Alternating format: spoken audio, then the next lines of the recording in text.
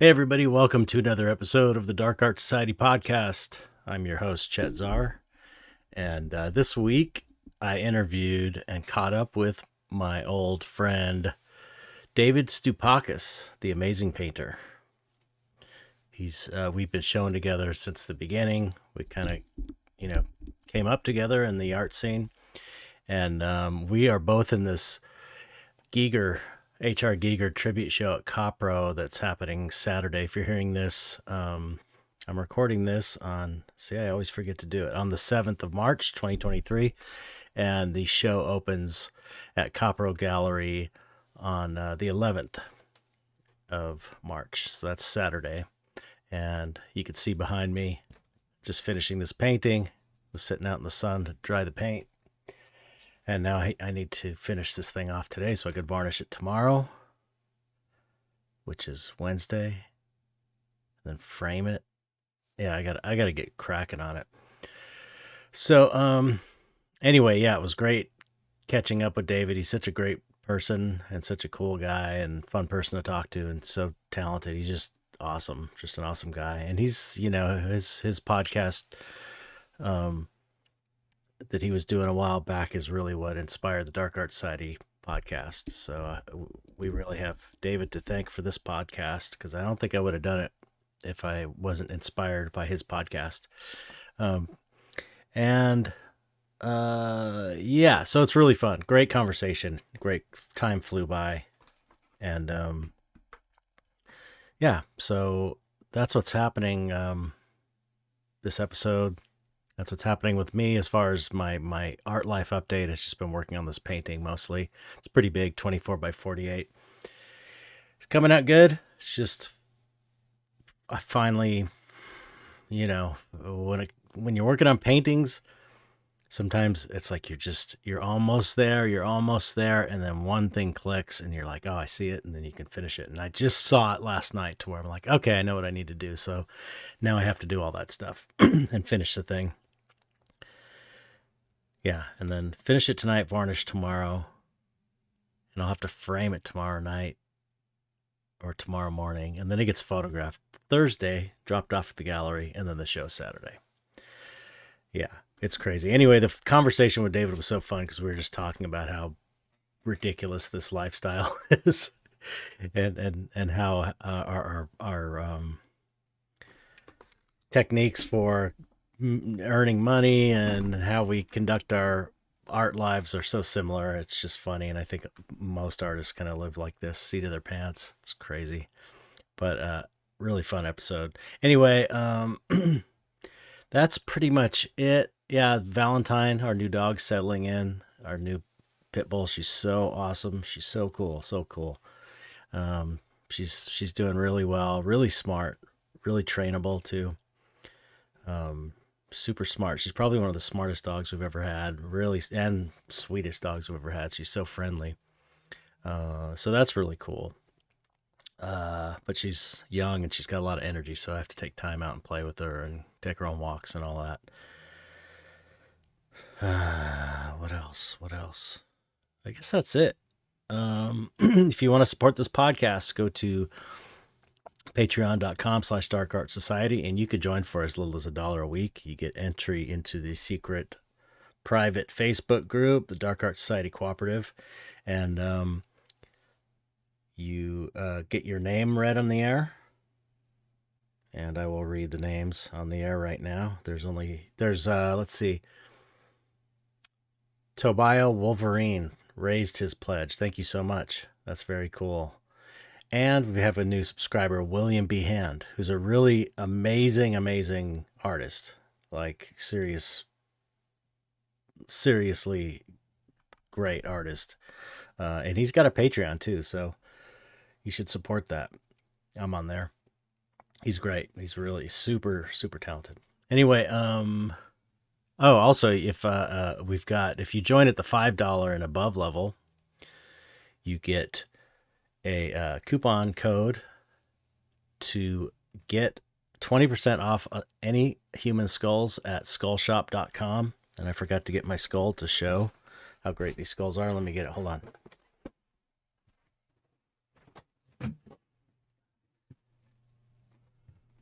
There's a drop. Okay.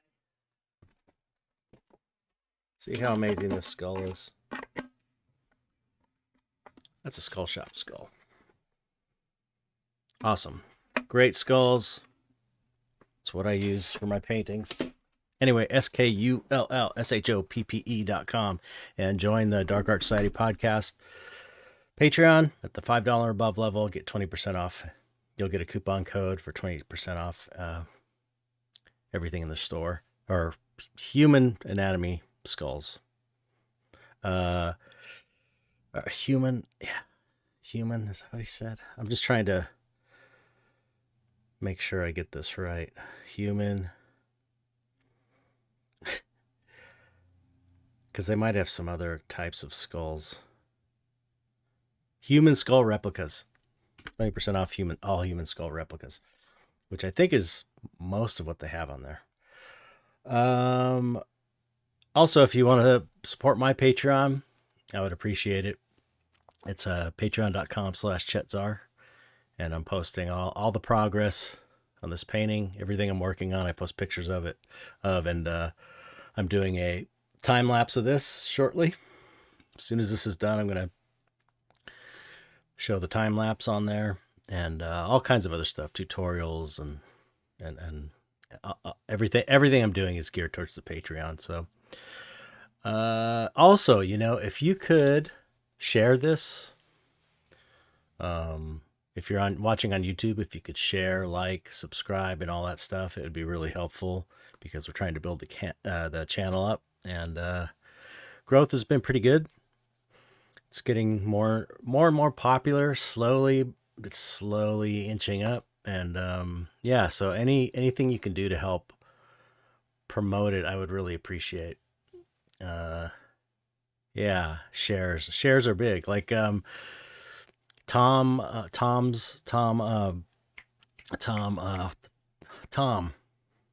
what is your last name, Tom? Why am I blanking? Tom Taggart, who was on last week.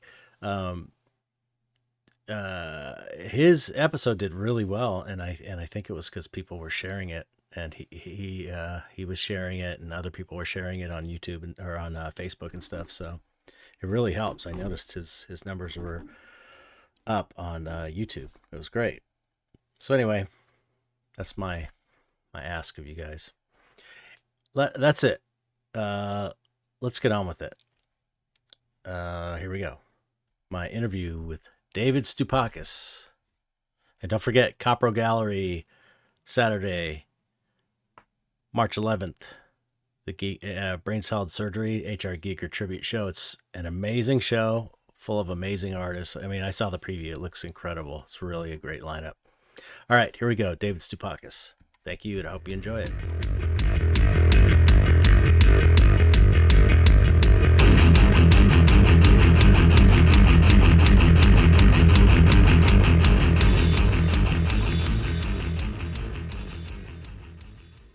David Stoupakis, welcome to the show again.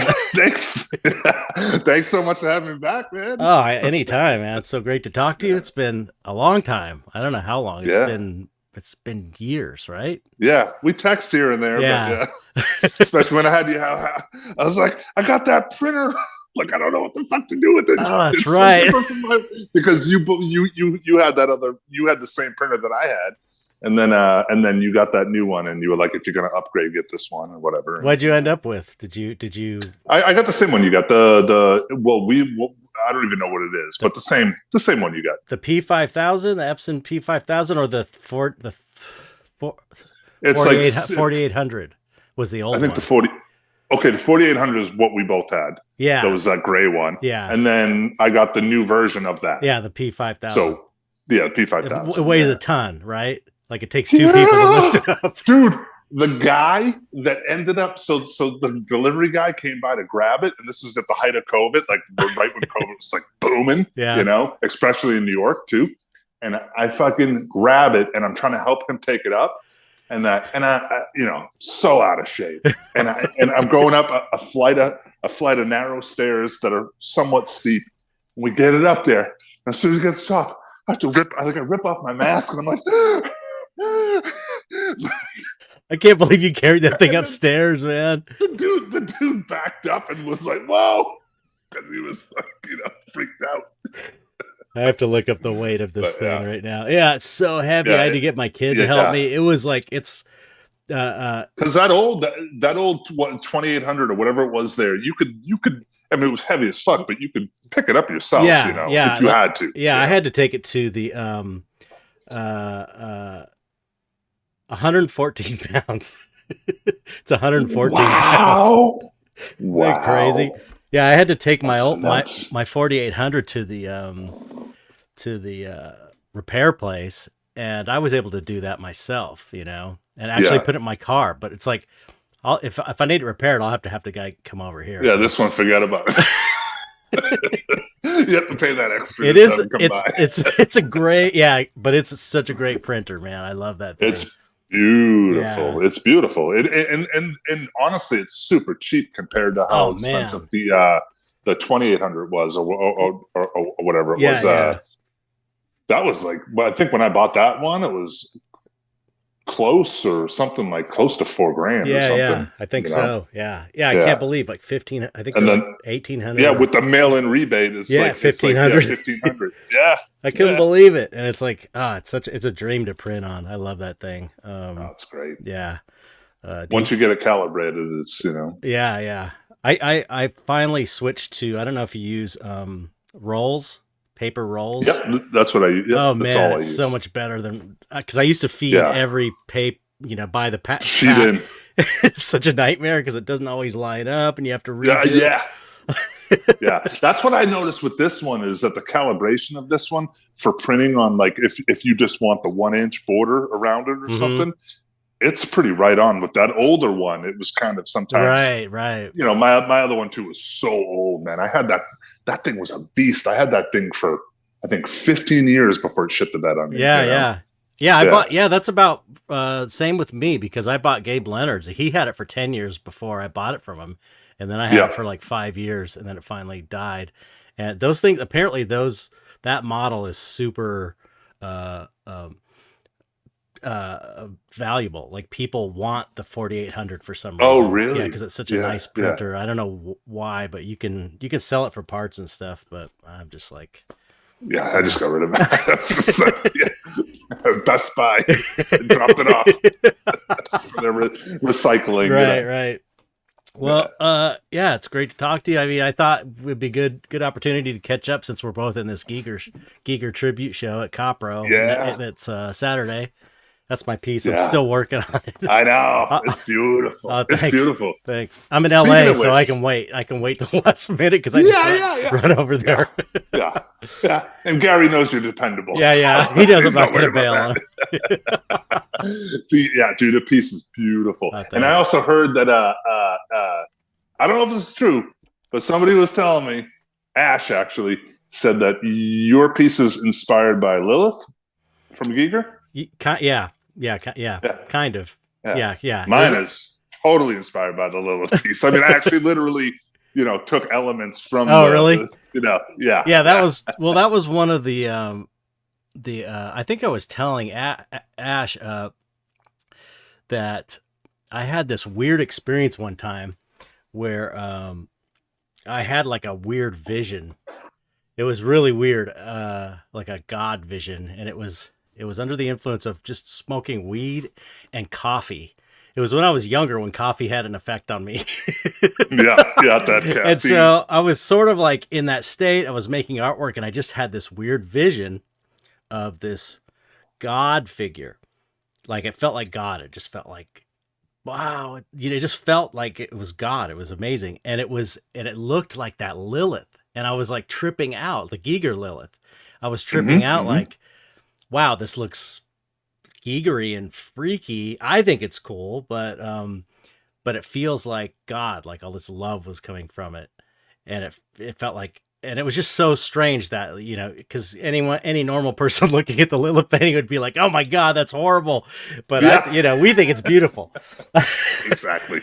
So I that was like this, it was a trippy experience. it really felt like this kind of mystical experience. And so I always really resonated with that Lilith painting, because I was like, wow, that's what God looks like, kind of, or in one way you can imagine that idea, I guess.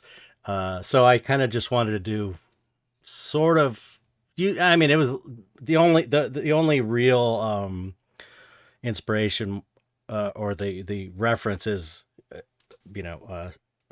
symmetrical center pose, a female figure, and it's kind of like a, kind of the Gigery colors and a bunch of pipes. I was trying to do like Giger, but I didn't want to have it be too Gigery. I want it still to be like my own style, more. It's right. A balance. It's that fine line of like, because everybody, because everybody, Giger's just been so. I've ripped off Giger so much in my past. It's like I didn't want to be too much of a ripoff. No, totally. So I was just writing on my Patreon, where I was talking about kind of like my first experience with Giger, and it was like I seen Alien, but like when I seen Alien, I had no idea who Giger was, right? So it wasn't until like I was at my local comic book store, the Outer Limits in Massachusetts, and I walked in there, and it was like 92, and I think it was just when the first Necronomicon 2 came out. I think that came out in 92, or at least the US version. And it was like, it was pretty expensive, so it was behind the counter, and I was like, oh, what is that? Like, and it has, and that cover of the Necronomicon 2 has a cropped shot of Lilith on the cover, kind of like a portrait shot. Yeah, right. So that's what blew my socks out. I was like, what is that? Who is this? And he was like, oh, you want to check it out? And I was like, yeah. So he had like a one that was already open or whatever, and I'm flipping through it, and it was just the first time like where I was like, this is my world. You know what I mean? This is the kind of, like I relate to this. It was like it was different from Fazetta and different from Dave Stevens or like all these other people that I've seen over the years and stuff like that. And so I was like, this is my mood. This is everything, right? And but did you know Giger before Aliens or I'm sorry, Alien, not Aliens. Right. I think it was all kind of right around that time. Yeah. Like, when did Alien come out? It was like 1979. I want to say 78. Okay. Something? Yeah. Something like that. But that'd be interesting to look. Yeah. I remember. Now I have to look. My brother's friend was an artist who was 79. Came out in 79. 79. Yeah, which sounds about right as far as me finding out about Giger. I think it was I had a friend of my brother's who was in college at CalArts. He would do Gigery kind of art like this back in 79, because I guess he had seen Giger's work maybe in what was that magazine, Omni, or one of those sci-fi magazines from the 70s. Yeah. And I think he first turned me on to Giger with that book, the Necronomicon book, with the one with the Lilith on the cover. Yeah. And I just was like, whoa, like, this place looks real. This looks like a real place. Like, it just seemed there was like a ring of truth to it somehow. Yeah. It was the first world that I seen that was like solidified in this just absolute understanding of, somebody creating a world, what I mean? It was, it was like, it was so thorough, I guess. And totally unique. Like he was very, man, he was locked in. He was locked into this vision. It's funny because you see his earlier stuff and you could see how he was getting there and he wasn't quite there. You know what I mean? Like he has stuff where he had the different colors and he was using brushes and not so much airbrush. And then he just clicked it. It just all clicked. And it was like, from then on, it was just like masterpiece after masterpiece after masterpiece. Just unbelievable. Unbelievable. It looked like nobody else's work. So that was my first my first favorite artist after Frazetta, like as a little kid. Yeah. I was Frazetta, and then I was like, oh, Giger. Yeah. This is something completely different. Yeah. And it's so funny too, because there's so much like, even as a kid, there's like so much sexual stuff in it, and it's like I wasn't really. I don't even. It's like it didn't even seem like a big deal to me at the time. Yeah. Because it's maybe because I was raised around naked women paintings from my dad, and so it was just art to me. I never saw it as. Yeah, to me it was the same. It was the same because you spend so much time going to museums and you're seeing naked men, naked women everywhere between sculptures or paintings and so on and so forth. So I was like, but some people look at it as the more kind of, I guess, grotesque or whatever. But it wasn't that for me. It just was, just another amazing aspect. Yeah, exactly. Beautiful. Yeah. So that's pretty cool to be in. Especially to be showing together in a group show. And that's when Gary reached out. I was psyched. It's like, yeah, of course, man. Yeah, get on that tomorrow. Same here, man. It's like I got to be in this show. Yeah. So what have you been up to? I haven't talked to you. I mean, what have you been up to the last? I've been couple doing, years or 3 years. I know, right? I know it's been fucking a long time. My main thing is just working nonstop as you are, dude. You're such a machine. But your Patreon, dude, is crazy. Oh, just thanks. How you were able to constantly, just produce and give updates and stuff like that. It's like it's only because I have to. I just I got it worked out to where I have a system to where I can post pretty easily on there, either from my phone or.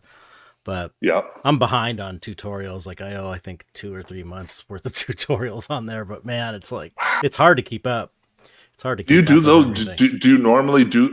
Absolutely, I can only imagine. Yeah, I do. Especially with doing like monthly, like the tutorials and stuff. Yeah. That's the idea. At the $10 level, I do a monthly tutorial. People have been cool about it, but so it's like you got to film and edit. Most of the, most of the people there are just happy to support. From what I get, they just want to support and do what you do, and when you can do it, do it.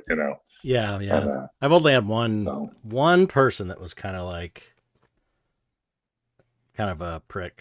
It was sort of like, I was. You're not giving me what I signed up for. Most people are are so supportive. It's amazing. I'm so and because whenever I end up, at times I'll pause my account and stuff like that. And a lot of times I'll get emails of people saying, "Hey, man, you don't need to do that. Like, we're just here to, we just want to support you." And stuff like that. Yeah. So it's like, all right, cool. Yeah, it's totally cool. But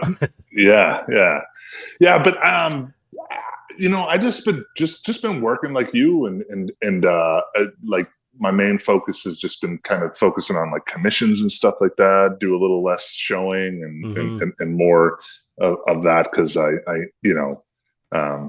I guess the bottom line is I know it's guaranteed, in that sense, Yeah. So and for me, it's not necessarily about. I love showing for sure, no doubt, and I don't want to curse myself by saying this, but it's been less about just feeling like I have to show and just kind of just being happy, just making work, and making a living, getting by, So do you have you don't have like a gallery that you're just you were Corey Helford for a long time, and I was, and then that fizzled out.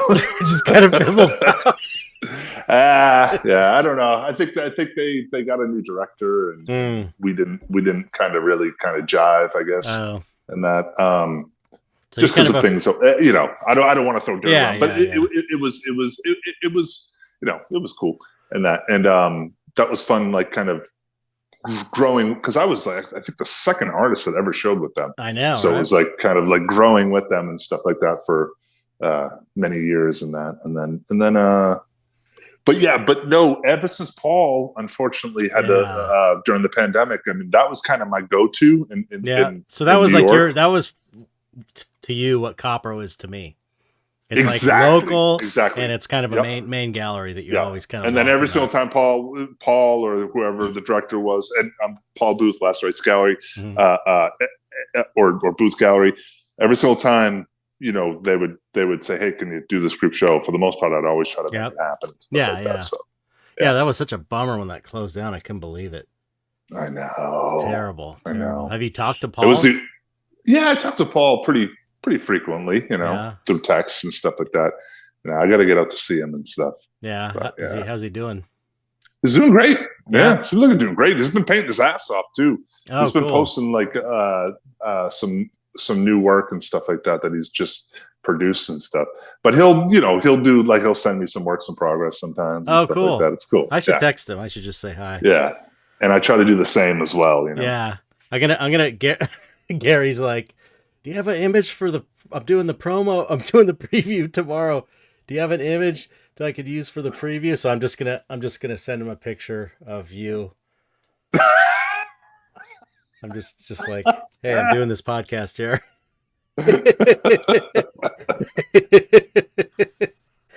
Sorry. I'll get that off, Gary. Yeah, use that. It was so weird when that happened. It was just like all of a sudden it was just like Last Rites is closing, and you just kind of heard it through word of mouth, and it was the other big dark art gallery and the only one in New York, you know.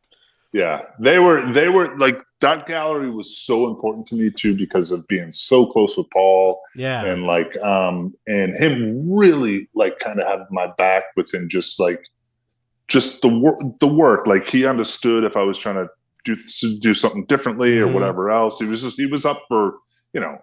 Yeah, anything. He's amazing. He's an amazing guy. And that. And it was. Yeah, it was. So that gallery relationship was just awesome. You know, it's very similar as I'm sure that you have with Gary. You know? Yeah. And that over at Carpro. Yeah. That's a shame. He definitely gets. Who knows? Maybe one day he'll bring it back. Yeah. But his tattoo studio and everything closed. It was just like the whole thing. Well, yeah, he's got another studio now. Oh, okay. Yeah, but he's I believe, and I don't think I'm out of line by saying he's just like a private studio, and you know, so he doesn't. So before in the other studio, he had other people working there as well, you know, and that where this is just his own studio. And that. Yeah, I can't imagine the rent on that place must have been crazy. No, I knew what it was, and it was fucking insane. It was insane. Yeah. Like he told me, and I was like what? Because it was three floors, and the place was mad. Did you ever go to the last place? Did you ever make it there? I know you had shows. I went. I think I had a solo show. Yeah. I think. I don't know if that was at the other place. Yeah, the other place was amazing as well. But yeah, but the last place was fucking massive. You know, storefront, and then the whole bottom floor was just a giant gallery. And then I don't think I did, because the place when I showed it was like upstairs. Yeah, it was the castle kind of looking place, right? Yeah. So maybe I didn't see the new one. But well, but anyway, hopefully he you know, it'd be nice. But you know, it's all good. I totally understand. I appreciate him in general. He's just he's really you know, such a sweet guy, such a great person, and he's also godfather of kind of this movement. Totally, man. Yeah. Not even kind of, he is. Yeah, you know? Yeah, totally. And I remember seeing his stuff in tattoo magazines when I was a little kid, and just going, "Oh my God, what is this?" Yeah. You know? Oh man, I wonder Gary should have. I wonder if he got asked to be in the Giger show. That would have been a perfect show for him. That would have been great. Yeah. Who knows? That would have been great. Anyway, so you know, what do you do when? I'm assuming you're like me, where you kind of like paycheck to paycheck, or you know, sort of month to month. What do you do? You thought by now at our age it would have changed. I'm still trying, man. I had there was a couple good years there where I wasn't sweating it so hard, but now it seems like I'm back to sweating it again. Yeah. But what do you do when you don't have the money to pay the bills? It's like, what do you do to bring money in like within a week or two? Because I know if you're like me, you have that situation where you're like, oh shit, I got to come up with a bunch of money and I don't have anything. Like I've got to pay this bill in a week. Start painting some 5x7s. So you do the same thing I do. Yeah. And hope to God somebody wants them. Because I'm like, I gotta sell what? For what I gotta sell 5 of them to make rent. That's right. It's like you lay out the canvases. You're like, okay, you figure out, okay, the bill is this much. I'm gonna get this much for each one, so that means I have to make this many of them. Yeah, that's why sometimes I'll do the 8x10s too. I won't go any bigger, but sometimes I'll do an 8x10 or something. I'm like, well, if I can do that, then at least that's a little bit less pressure. And then so if I could sell one of those and then a 5x7, I'll pay my rent. It's so ridiculous, man. And then I go, fuck, what am I going to do for groceries? Or the cell phone bill or whatever else, Oh my God. Yeah. Well, I think we do the same. Yeah. Totally. Yeah. Those are, but and sometimes it works and sometimes it doesn't. Like I did, I did recently. I needed money, so I just had a sale. Because sometimes I'll put a sale in the store. I've seen that. You did the fire sale. Yeah. And then I did these. I've been watching Last of Us, and I did these mushroom zombie guys. Those are amazing, and I thought they were so cool, and they're fun and kind of easy. And so I did 7 of them, and only 2 of them sold. And I was like, shit. Okay, so that's why I had the sale. I put them up for sale. And it's like, I was hoping they would all sell and I'd be good. And only 2 sold, or 2 or 3 sold. And so then I was like, okay, what's plan B? Okay, I'm going to have a sale. It's like, man, right? Every month, it's crazy. Now, when you do your sales, I'm sure it changes over time. But do you do sometimes that it's only like the prints, or sometimes it's the prints and the sculptures, or I try and break it up. Like sometimes I'll do free shipping, or percentage off everything, or sometimes just paper prints, sometimes just canvas prints. But are you going through Big Cartel? Is that your shop? Yeah, that's who I saw. I think you turned me on to them. Yeah, it's so easy. And and I've been using them. I've been on there since I think 2012. So oh wow, a while. Yeah. It's really easy to use. That's what I like. It's great, and people trust it. That's the other thing too. True. That's kind of like the whole thing that I also try to do things so if somebody wants to see ratings or something like that or whatever, that they know that oh, this is a trusted website, and so on and so forth. And that. But because it's at one time I thought I was going to just try to do my original store was like I don't know what you would call it, but just on my website, you know what I mean? But it was so much unorganized, the way that it ran. So, but Big Cartel's great. Yeah, it's great. Perfect. The only thing, it's like I have too much merchandise. Like I have a lot. Like I have a lot of different things. I want to go in and clean it up and take. So you went over the 100 item? I went over the 300 item. I think it's 3. I got the big. I had to get the biggest plan, and a lot of them I have them still, but they're hidden because I need the info, so I can't delete them. Right. Absolutely. So, but I got I bought a Shopify account, because Shopify is when you buy something and you can use Apple Pay, and then after you buy it, it'll show you like a map. And and it kind of updates you on. Oh like where the items are. Right. Yeah. That's Hazmat has that on hers. I don't know if you know that. Oh yeah, I do. Yeah.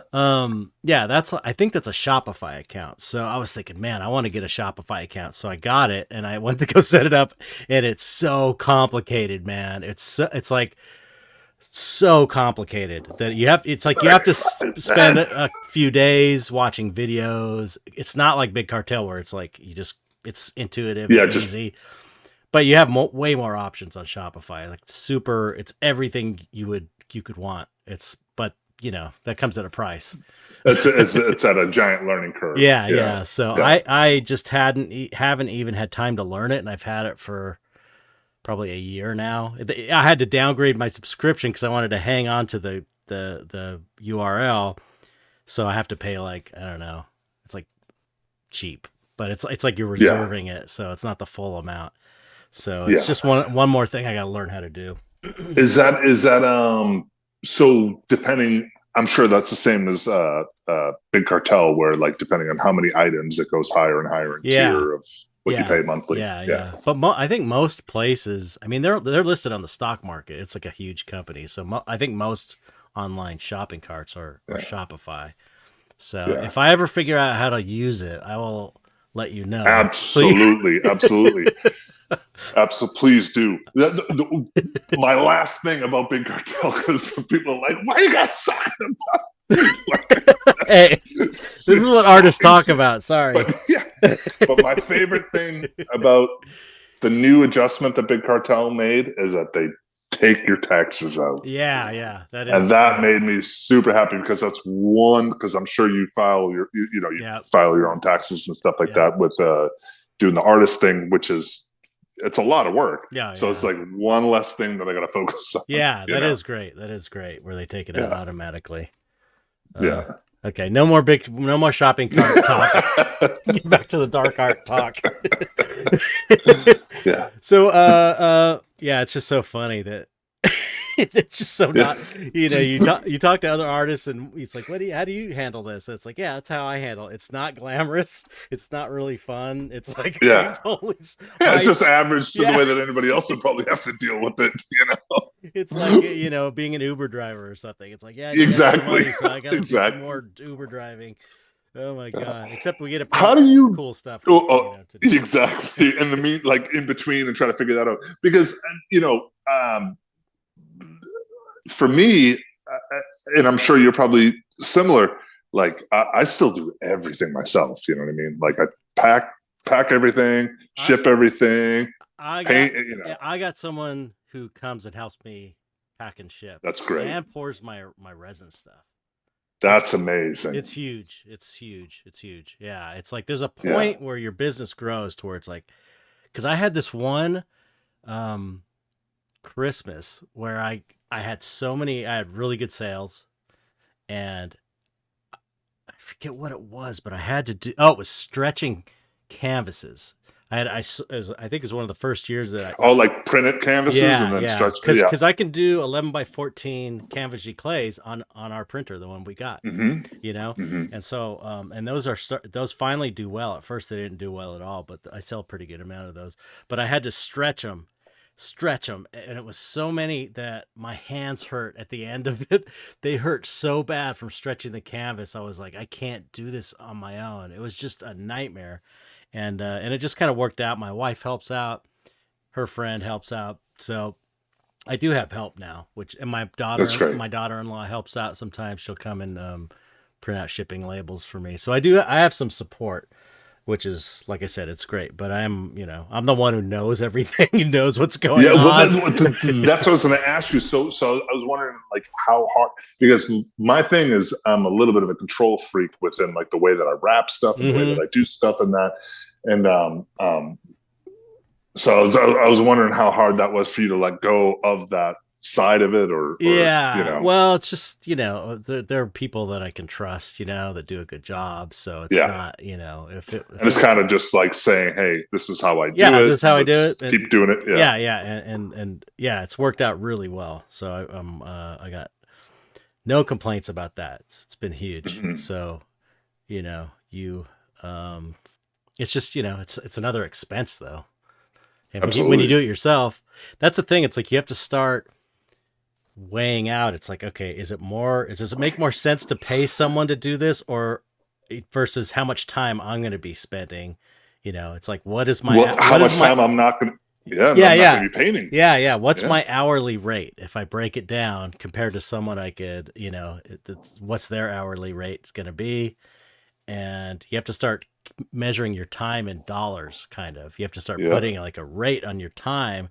And then if it doesn't make sense, you have to start thinking about, if you're like, I'm making $10 an hour doing this or $5 an hour with all the stuff I'm doing, with how much I'm getting back from this, it's a bitch.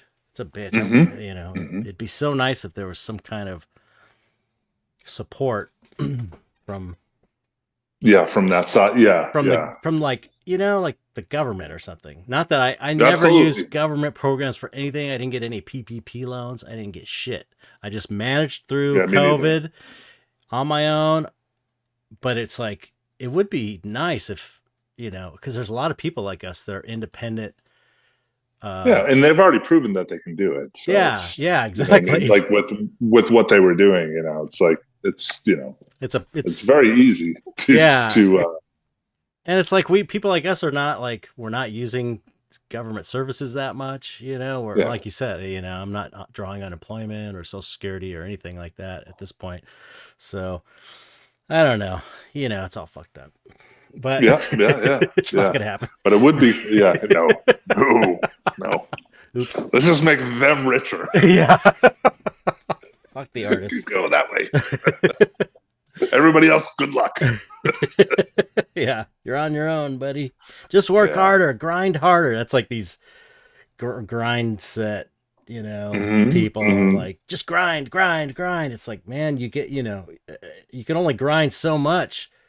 There's a point where it's just like absolutely until die. You're getting ready to have a nervous breakdown. Yeah, or exactly, or taking days off your life because of just total burnout. Yeah, and that's how I was right before I left to like I'm visiting my folks right now, and I'm not at my studio, and that's how I was right before I left because I had all these deadlines, things that I had to finish before I could leave, and it was just, man, some days is only sleeping a couple hours a day. Yeah, that gets so hard. Done. The older you get, man. At almost 50, I'm like, I can't do this anymore.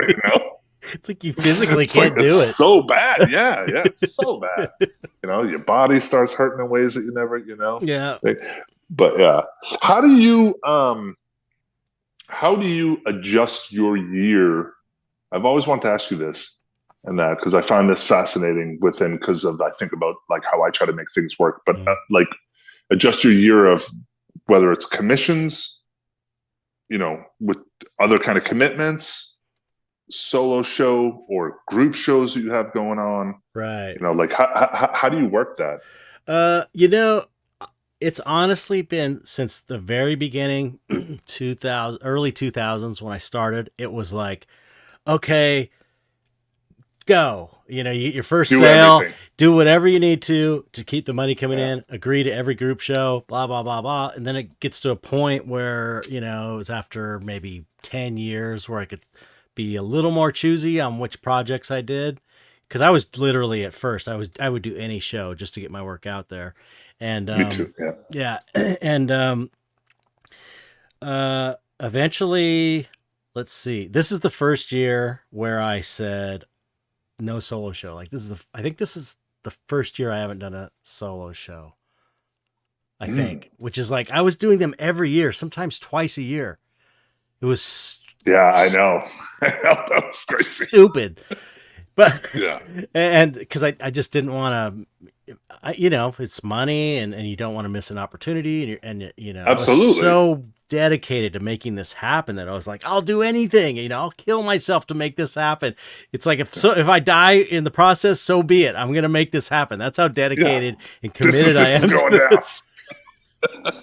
And so, I think the last year I tried to take a year. I think the last few years I've tried to take a year off of solo shows, and Gary's all like, man, can you do a solo show this year? And I'm like, no, I said I wasn't, because I have to get caught up on commissions, because I got commissions going back like 4 years or 5 years that I haven't taken care of, that I'm probably not going to get any money from, because I think I probably got paid for them. Even I know some I've gotten paid for, have been paid for. So it's like I have to do paintings that I'm not going to get paid for.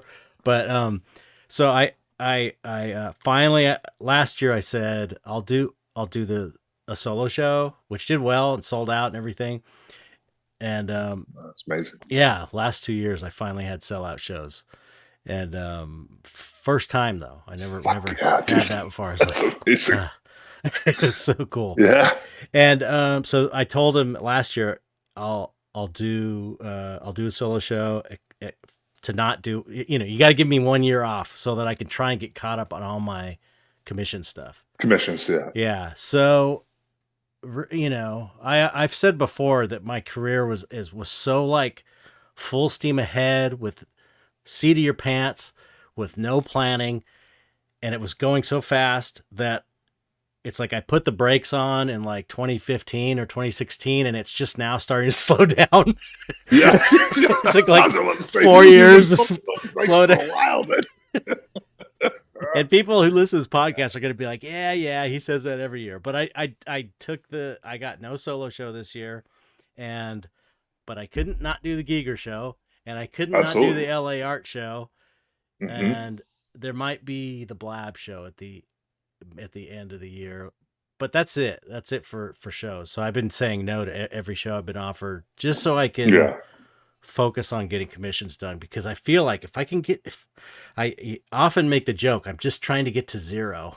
I just want to get to zero where I don't owe anybody anything, or I don't owe any money. I'm not in debt. I don't owe artwork to people. If I can get to zero, I can earn a decent living, with what I've learned from my business and stuff, and how, how it works with collectors and marketing and all that. I know how to do it now, but it's like, I'm still like, it's just constantly playing catch up and not having enough time. You know how it is. It's just always. Absolutely. Yeah. So there's never enough time in the day. I'm still determined to do it though. It's like, I still think I can do it, and hopefully I could do it before I'm like, well, if anybody can 70. Do it, you can do it.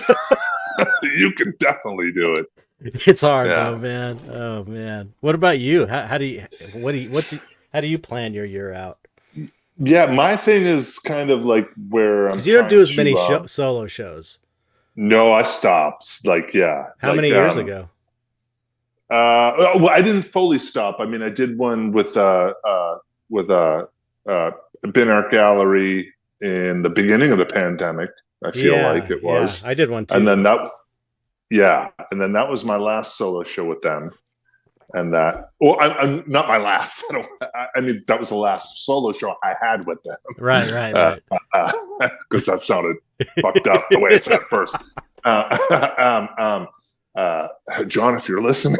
Yeah, sorry, John. I love you. I don't mean it like that.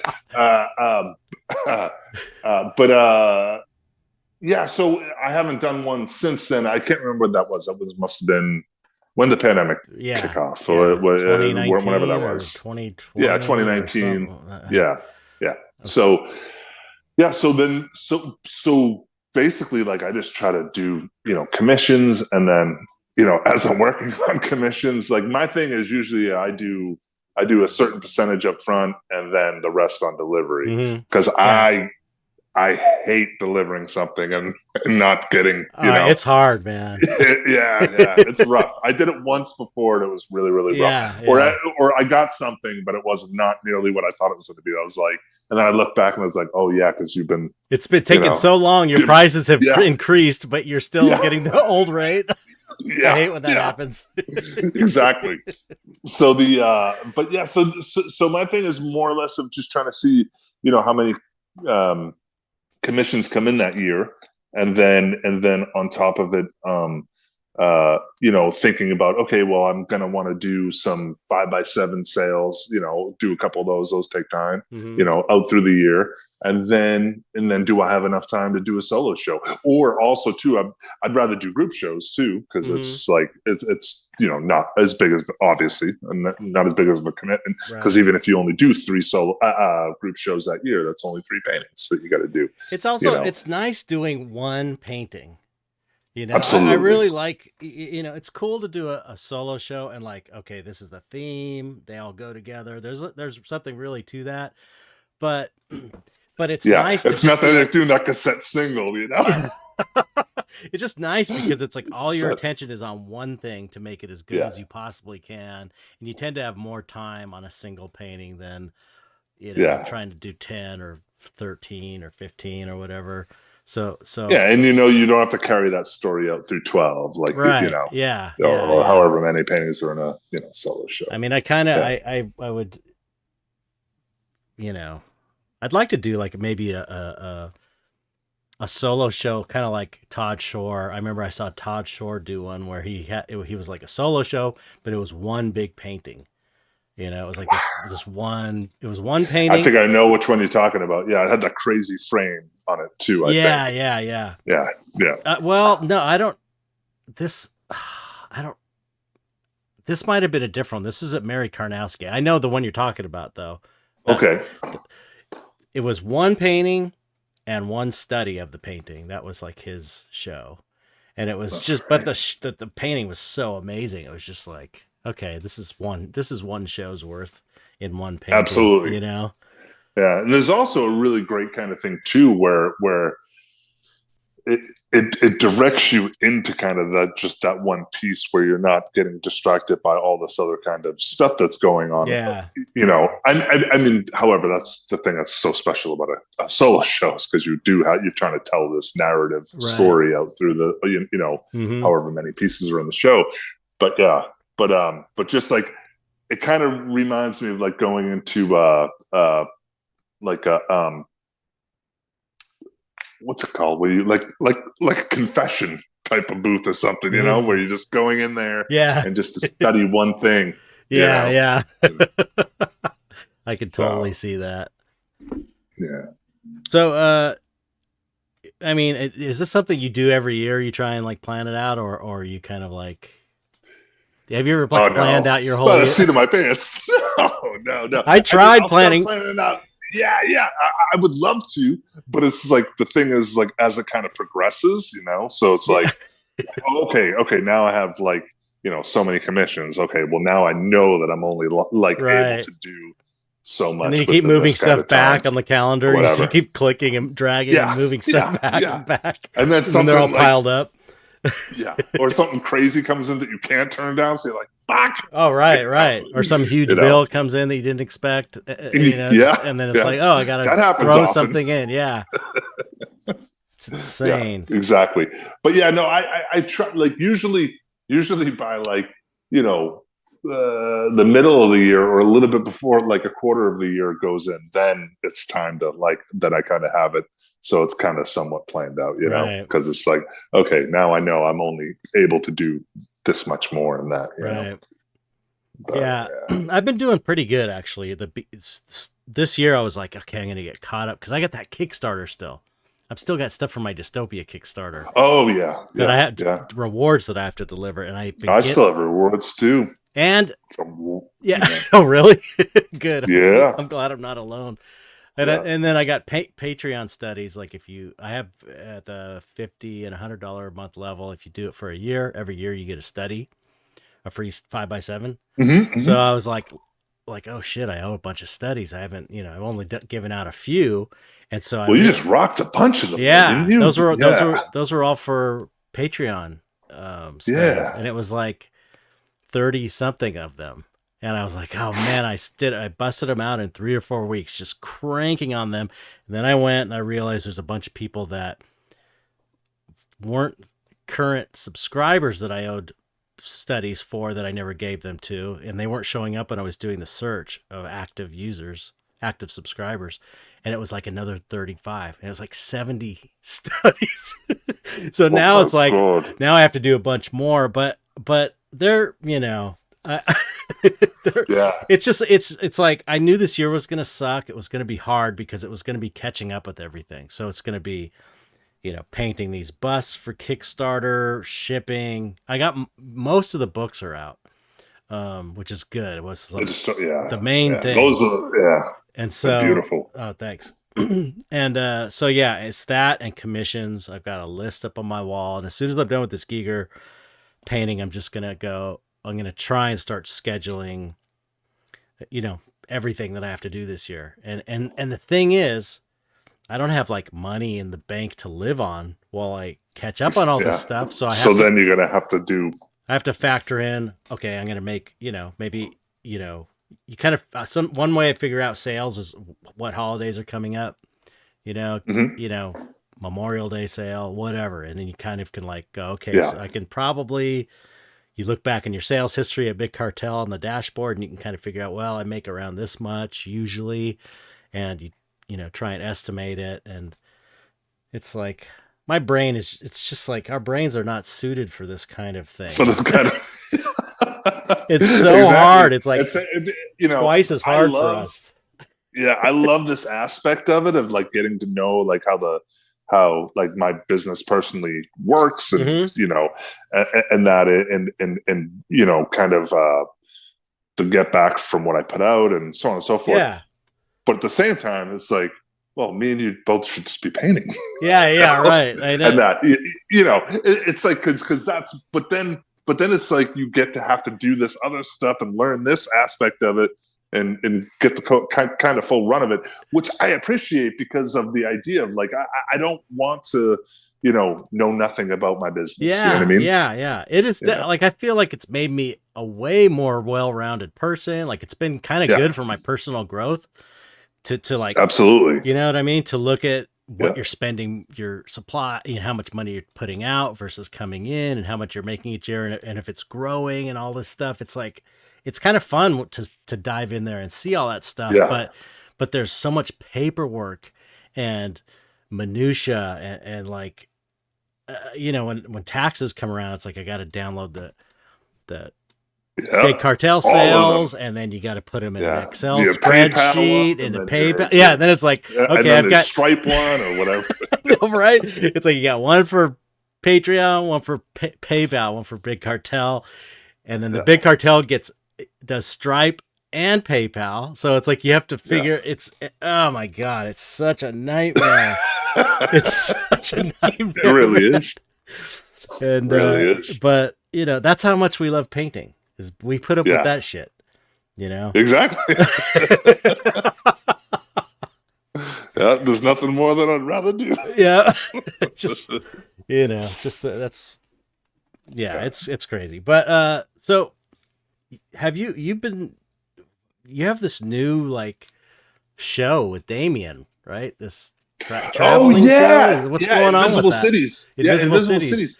Yeah, dude, this is all Damien. So in the beginning, Damien had this idea and that, and he wanted to do this show and that, and go kind of travel around. And so my whole kind of thing in the beginning, I was like, oh, this is great. Because I love, like, one of my other favorite things to do is editing. I love editing. I love taking video and working with beats it is fun. knowing when to kind of because it's like you're kind of painting in that way. You know what I mean? Oh yeah, it's super creative. Yeah, and it's also too super gratifying because it happens so fast. So you can kind of, oh no, I don't like that. Change that, bring it back to this, whatever, so on and so forth. So I was like, this is great, dude. I'll shoot everything. I'll shoot you. And I'll get like all this B-roll footage, and we'll make this show, whatever. So we'll go to New Orleans, and then we spend like the first like 2 days, and I'm just kind of shooting him and different things. He's like. You got to get in them. Like, I want you involved. Yeah, right. And I was like, no, that's, I don't know. I kind of plan on doing it this way, or whatever. Right. He's like, no. And then he was like, Umbrella, like, we got Umbrella to shoot some stuff and that. And she actually shot a bunch of that episode.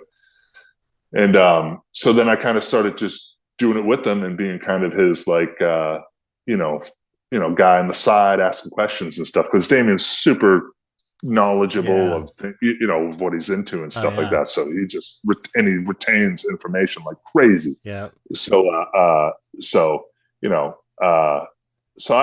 pipe in here and there and stuff like that. But anyways, it's a really, really fun show, and we've done 2 podcasts for it, like companion podcasts, and we've done 2 episodes, and so it was a New Orleans episode where Damien and Lori is living at now, and then they came to New York City over the Christmas holiday, and we did an episode there. and then the next one, West Virginia Mothman Prophecies. Oh, cool. Cool. Yeah.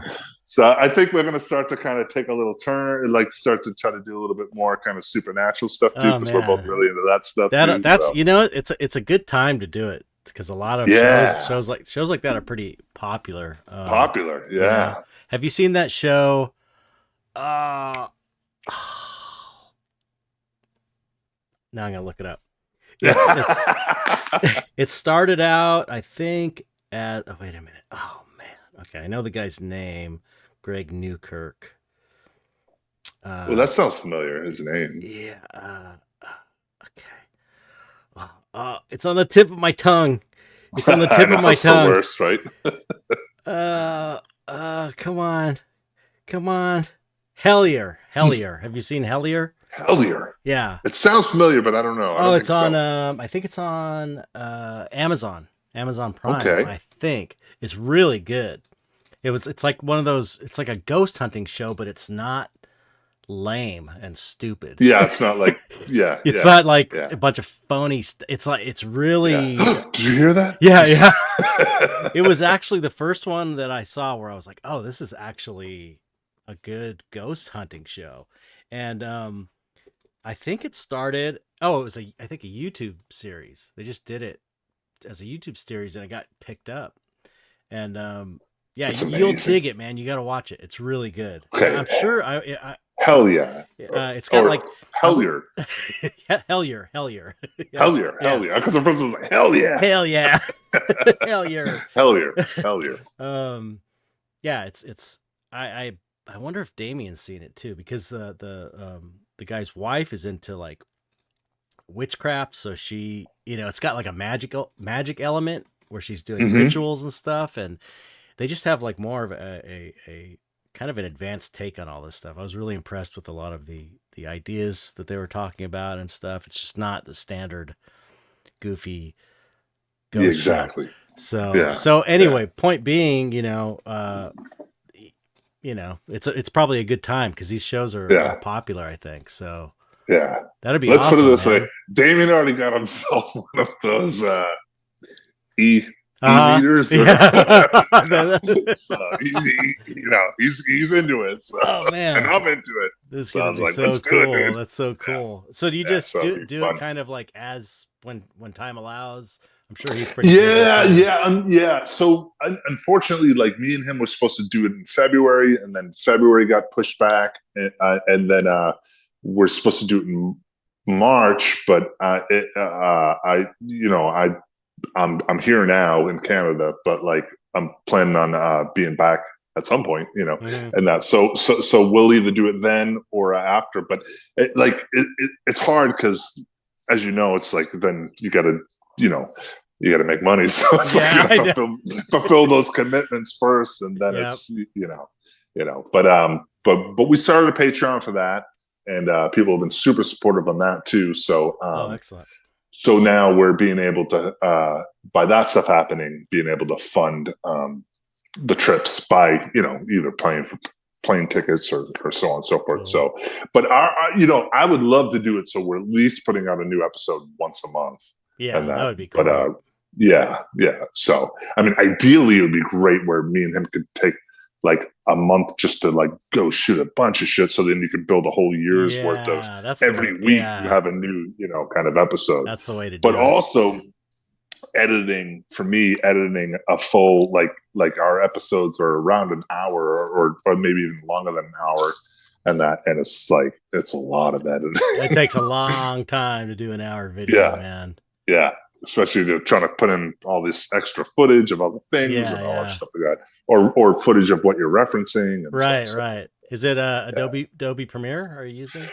No, I use I use I was gonna say Logic. I use not Premiere, Jesus. Final Cut Pro. Oh, okay. Yeah. Similar. Yeah. It's a similar program. Yep, exactly. Yeah. I used to use Premiere back when I was doing like video games and stuff like that. Cool. But yeah, I enjoy editing. It's actually when it's not like a rushed thing. It's a pain. Exactly. It's painful to do when it's rushed, but Like I would I would love to have time to edit these podcasts, because now we're doing the video podcasts on YouTube. It would be cool. I'm so happy you decided to do that. Oh yeah. It's so cool. It's so cool. I feel like adds another dimension, because a lot of times when I hear podcasts, most people listen to this podcast, like vast majority listen, but it's building up steam on YouTube and it's getting more and more views, but they're still not what the audio version is. What the audio is. Because I think people listen, a lot of artists listen. I think they listen while they paint and stuff. Mm-hmm. But, when I hear a podcast of someone I really like, an artist I really like, I kind of want to see them. And I don't know, it's like something about watching a podcast or, Yeah, because then you get to see like the reactions and the as I'm talking with my hands, like the gestures of like, how people talk and that, or also too, the truth behind what they're saying, because you can actually see them, True, yeah. Where sometimes you don't see somebody's expression or their eyes or whatever. Yeah. It's like, you can tell when they're lying. Like, bullshit. This is fucking bullshit. For me, if a podcast has a video, I will put that on my iPad and I will paint. And even though I'm not looking at it, every once in a while, if something happens, I get to go look at it. And I go, that's fucking. It's like an added element, Yeah, exactly. And I got that's the other thing I've been trying to do is, I'm trying to make the podcast. The podcast is just, how it started, and it just was like something we were doing, and it just kept going, and people like it. So it's like it's the greatest, dude. Oh, thanks. Well, it really is. You inspired it. I wouldn't be doing it without you. But what you're doing is so much more, where you're having conversations and these, really kind of in depth conversations with other fellow artists and stuff like that, and people either you admire, upcomers, people that have been doing it, everything. It's got every walk of life to it. Oh, cool. That's fucking great, man. Oh, I'm glad. I appreciate that. You inspired it. So I appreciate that, because we wouldn't have done it without being inspired by your podcast. Yeah, you would have gotten there. I just so I've been. It's like it was just a thing to do for fun, like the same reason you guys did it. Transgression. It was like, oh, this will be fun. And then it's taken on a life of its own. A little community's built around it, and it's like I just want to keep going to see what its potential can be, and so getting on YouTube and doing the video is like an expansion. But I finally was able to get it monetized. The videos are monetized now, so it's like that may be another. It's like, it's 10, maybe I'm making $10 a month at this point, but it's like, in a year or two, maybe it could be something, it's like right now it's just supported from Patreon, and it's just barely enough money to justify doing it. But, you figure you just got to keep growing the thing. And that's what I was going to say. I guess the point I was, bringing was like, if you guys can get your podcast, your YouTube videos monetized on a channel or however you do it. I'm sure Damien's monetized. Well, Damien's monetizing it now, like on his. Oh, good. On his side of it, but like obviously we wanted to use his follower base and his. For sure. I mean, Damien has such a huge community of people that are into what he's doing and stuff like that.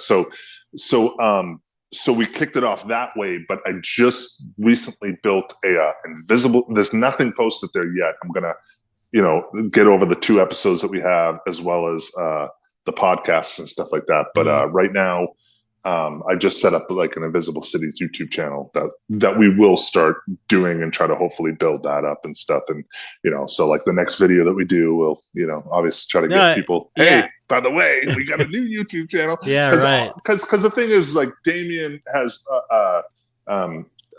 his personal YouTube channel, which these videos are on, it's a very magic intensive YouTube channel, know, and I don't want to take up his I don't want Invisible Cities to be taking up the space that the space that he's doing that in and stuff like that. So it'd be great to kind of like have our own kind of channel and then go. Yeah, I'm telling you, you guys will make money on this. Yeah, show. I'm telling you. Yeah. Now is the Dark Arts Society podcast, is that on Chet Zar or is that on its own? I made another channel for it. Yeah, it took that's great. Yeah, it took like a year to get to where I was able to get monetized, which was pretty short, I thought. I was about to say that's pretty fast, but you have to get over like 60,000. It's 4,000 watch hours and 1,000 subscribers is what you need. Okay. And really? You only need 1,000. Okay. Yeah. So subscribers part, what was it? Not only because that's a lot of people. Yeah. No. Like, it was. I think it was the subscribers that took a while, and I think I got to the watch hours first. But those long form videos really get like my personal channel is just time lapses, which I have as like I keep them as unlisted for my Patreon people. For like at least a few months or 6 months or even a year. And then I'll slowly release those publicly after they've been, that's what I do too. Yeah. But, they're like 3-minute time lapse, 5-minute, 6, 7 at most. And I'm still not monetized on there because it's so slow to get the watch hours. But the podcasts, are 1-2 hours long, and so they make up. You get more watch hours from them faster. I noticed because I was thinking, damn, I should have just released for a year. I was going, shit, I should have just released the Dark Arts Society on my personal channel because I already had the subscribers before. I had over 1,000 subscribers on there, and so instead I like started from scratch, and I was like, that wasn't a good idea, but now you just need to start making 15-minute long paint videos. Yeah. Someone told me recently that I think it was 7 or 8 minutes is for some reason the best capacity that somebody can hold. Or there was hold something like it catches the algorithm better because that's the whole thing. Is like it'll push you up in the. I thought it would be more like the ADD of like our culture, right? Well, that's the other thing is shorts. They have shorts now, which is another way of. I'm trying to do it. I just posted one today on Dark Arts Society, just taking little clips, 15 seconds, 30 seconds. That would be, clips from your show as shorts. Probably be really good for your new YouTube if you. Yeah, that's actually a great idea. That's actually a really, really great idea. Yeah, because I'm sure there's all kinds of great moments. Now, you doing that with YouTube, or are you doing that with a different like TikTok or something? No, YouTube.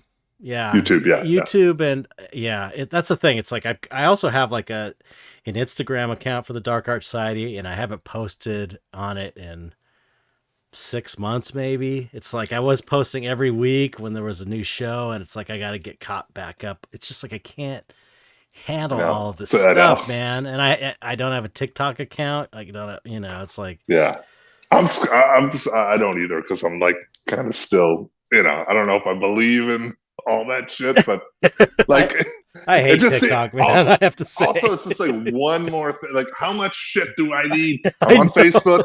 I'm on Instagram. I'm on Twitter.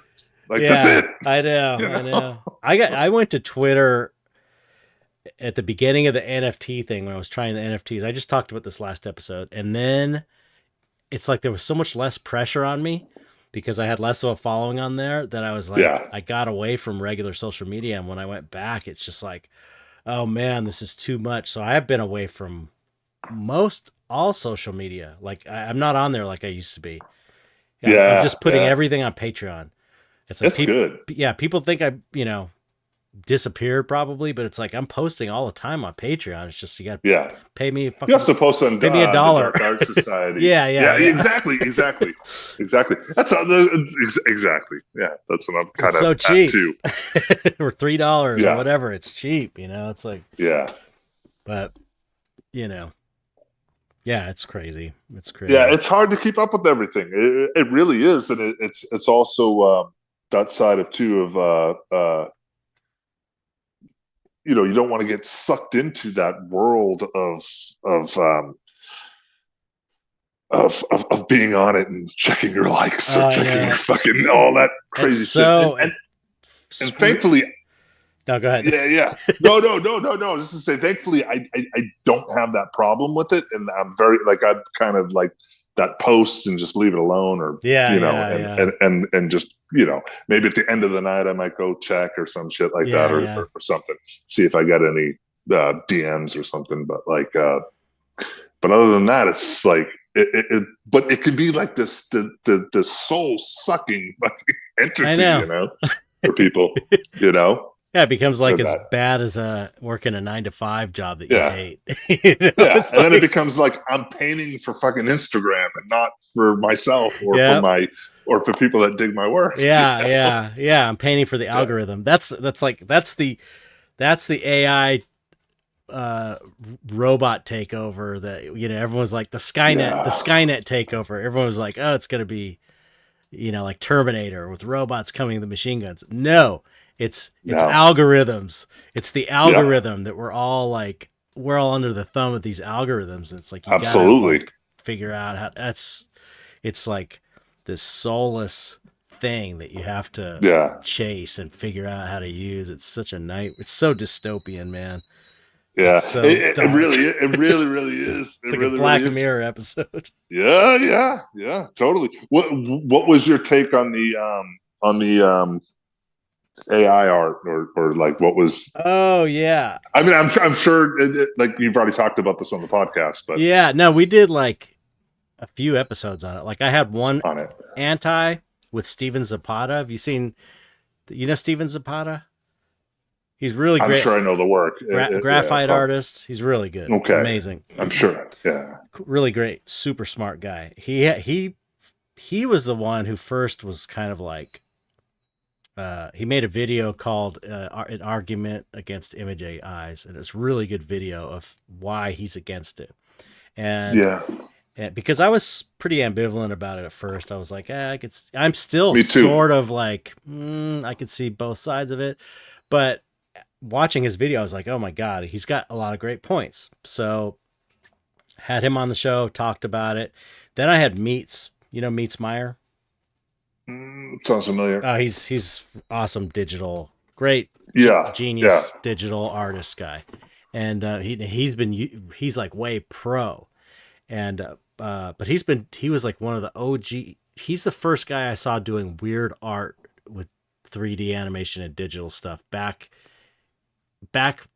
in the day when he was posting videos of things he made, and people didn't know how it was done because it was pre-CGI, really stuff that people do all the time now. Like they have monsters walking down the street, they'll have like a real street and then they'll have a CG monster and it looks totally real coming down. And he was doing stuff like that before people were like, what is this? We're doing that.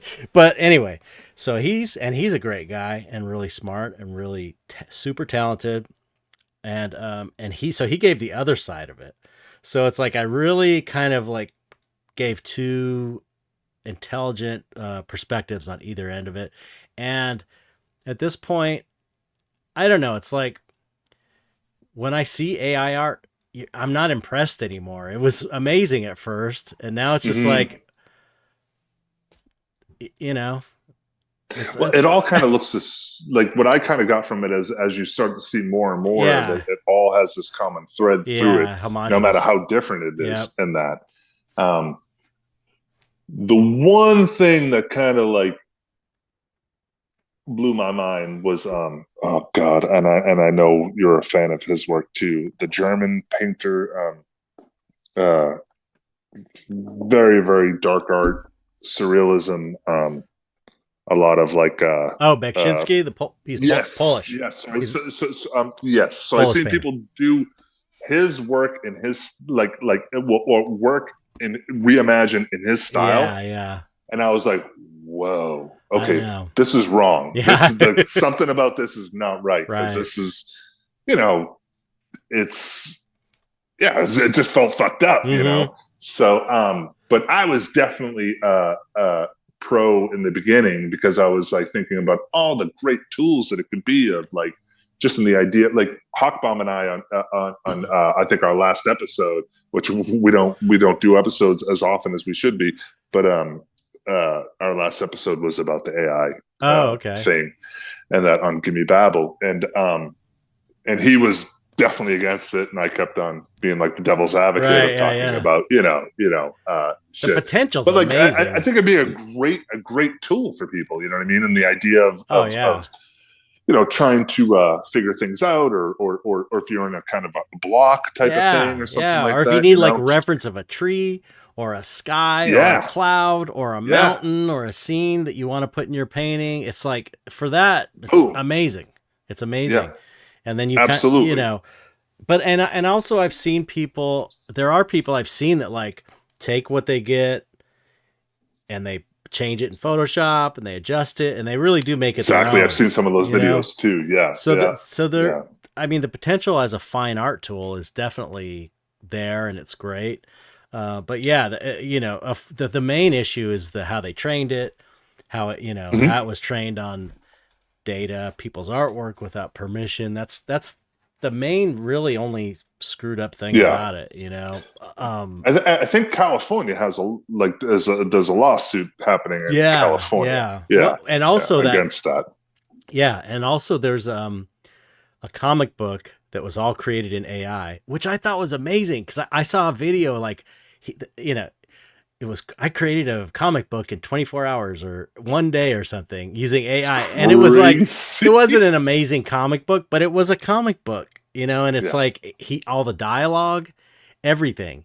And it really was, when you see him do it, you really were like, okay, there is one person who's rearranging the dialogue, who's editing out things that don't work, who's changing the images a little bit. And it felt like a legit tool.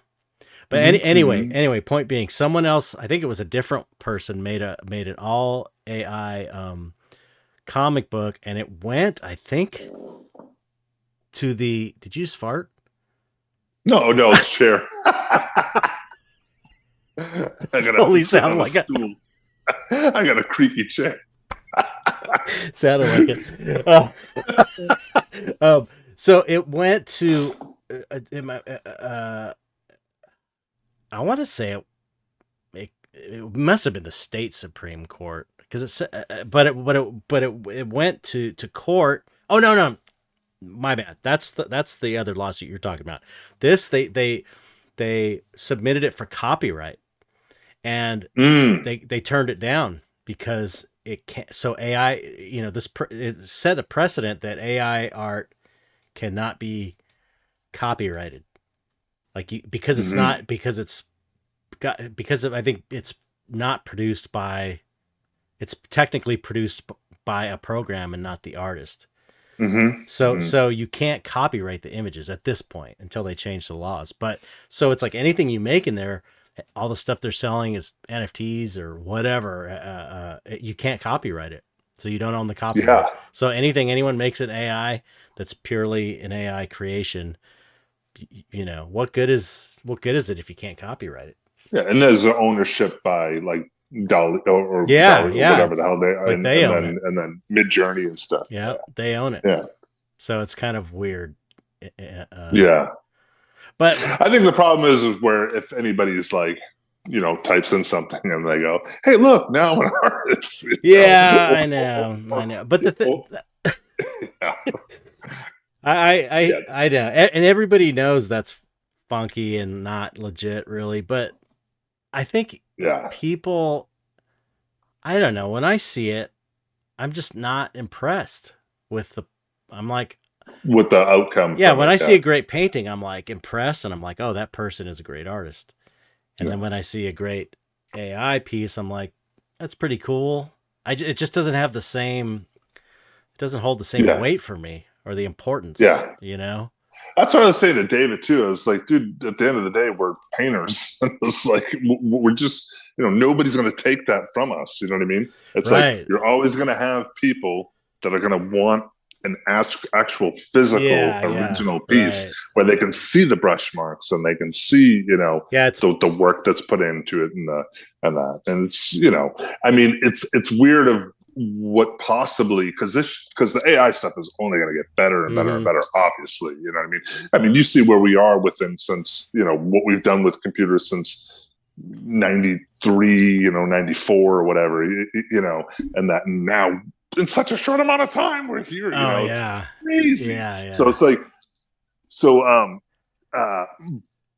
but in the end, so I was thinking about, it sucks for, it's a real bummer for, graphic design and stuff like that, because illustrators really going to be illustrators and that. But as a fine artist, we're walking in a different world. Yeah. I think we have the least amount to worry about. As painters, but I also think that probably the first jobs that are going to be hit by it are the lower level illustration, graphic design jobs. Like, I've seen on a news website, they'll have an article about Joe Rogan said blah blah blah, and it's an AI image of Joe Rogan. It's like I've already seen, I've seen it a few times. So it's like the person that was working there probably not getting paid a lot of money. It's like Getty Images is suing also. That's what I heard. Yeah. So I don't know. It's crazy. And there's also the talk too about where they're possibly going to pay the, well, I don't know if it's possible this is going to happen, but there's talks about like artists getting paid if their images, if their likeness is being used within kind of a search or something like that. To create work in the prompt. Yeah, that would be nice if they could figure that out.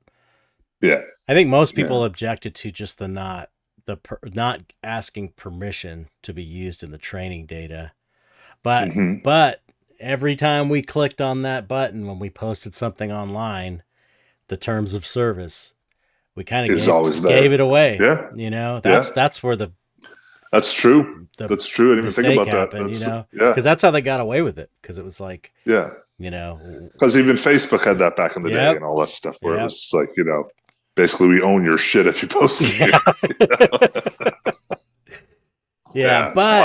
But there, I use this one. I use Photoshop's got a bunch of AI tools in it, like background removal tools already, and it's amazing. And there's I use this. They had a lot of stuff in beta, right, for a bit there. But now it's in there. It's in there. Like there's background removal tools and facial recognition to where you can put a person's face in, and there's sliders to adjust the eye width and the smile. And you could totally adjust a face. Like it'll detect the face and give you sliders. It's super cool. You should check it out. I don't remember. I gotta check that out. I don't remember what part of it's in, but maybe the liquefy. It might be in the liquefy area. Tool. But there's this one bit. Will be great too it's so good for making clips, video clips for YouTube, like shorts. It's called Descript, and it imports. It's an AI program. It imports video, and it transcribes everything, all the words. The words. And so you can go and read through it and say, okay, where something interesting was said, and you could find that section, the paragraph. No way! Check it out, and you cut out the words. You cut out the words. Like there's on one side there's the image, the video image, and the other side there's all the words. It's transcribed. You cut out the words, and then paste it into a new little project, and it'll clip that part of the video, and you could tell it. And you could tell it to put captions, and it'll just caption it out. And so you can make these these little 15-second clips or whatever. I'm starting to put them on the YouTube channel. It's just amazing. It's like so easy, and that's like, for people like us who would not have been able to hire someone to go through a video and find the good spots and cut it out. It's like, it's amazing. Find something good and then just take that and come back. It's like, so it's for people like us who kind of do everything for ourselves that are creative. I think AI tools are potentially really amazing. Oh, absolutely. Yeah, definitely. I think so too. It's just, it's just that weird thing of when it's like, well, you know what? Here it's like, granted, I was going to say, I think it's fucked up is when it starts taking jobs away from other people. But however, like you said, me and you could use that, and now we're not hiring somebody else to comb through a video. You know what I mean? Well, it's like we don't have the money to hire them anyway, so we'd have to do it ourselves. Yeah, exactly. So it's like, agreed. Yeah, for sure. For us, it's for us, it's it's a time saver. But so yeah. I don't know. I haven't used it myself. I mean, for me, coming up with the idea and coming up with the idea, photographing things, setting up a painting, that's the fun part. Oh, yeah. Of course. Yeah. I mean, I know that like I think that is that is definitely the most exciting part about it. I mean, to actually reproduce what I've either sketched or done in Photoshop after is like kind of like, this is fun and I love it, but it wasn't nearly as fun as kind of birthing that idea at the beginning. You know what I mean? Yeah. And it can happen so fast too, where you're just moving around shit. And, Yeah. That's like, have you ever seen that documentary called Beauty is Embarrassing? By dude, isn't that the best? Wayne White, that guy Wayne White. Yeah. He's at one point he's painting and he's like, "This is the ditch digging part of painting." Yeah. Absolutely. Yeah, he has one of my most favorite lines that I started using after I heard it was that it's so beautiful it hurts. Yeah. Yeah. Or no, I'm sorry, it hurts my feelings. Yeah. Yeah, he's amazing, man. Yeah, he's great. Yeah. He's great. Super funny too. Yeah. So when you do you start from like just a sketch, an idea, and just sometimes, or how do you create your painting? Yeah, sometimes I do the most just grotesque, like embarrassing stick figures, drawings, just because if I'll have an idea. A lot of times too, I don't even like doing that because I'm like, if the idea is good enough, it'll stick in my head and that. So then, but my big thing these days is Photoshop and building, composing a piece of work through that. Where if it's through photo shoots and usually I always have some form of a model within the paintings and stuff like that I take from and that. So that'll always be the basis of it, and then but just building skies and the elements within the work, but it's all Photoshop based because then I can play with my palette and I can change colors and turn things into the mood that I want them to be. And then I did that for my last show. It was like I was like, why have I not been doing this the whole time? It was amazing, and it's like the paintings looked like the Photoshop comps, but better. It's like just a little bit better because I was able to dial it in. It was physical paint, and it was so much easier to paint. It was so much easier to paint too. Just like having that solid reference, just makes the process go so much easier for me, because it's like color. I took the time. Everything was worked out. The colors, I didn't just slap it together. Like I spent time on the comps, getting them perfect. Like this is how I want the painting to look. Using, and so anyway, I'm gonna probably that's just become kind of a tool I use now for painting. Yeah. I joke around and say it's like almost like paint by numbers at that point. It's like all the information there that but you it's need, like it's not at all. No, but it is though, like kind of in a way, because I projected. Not this one. Yeah. I did. Actually, I did project it. I get the Photoshop comp.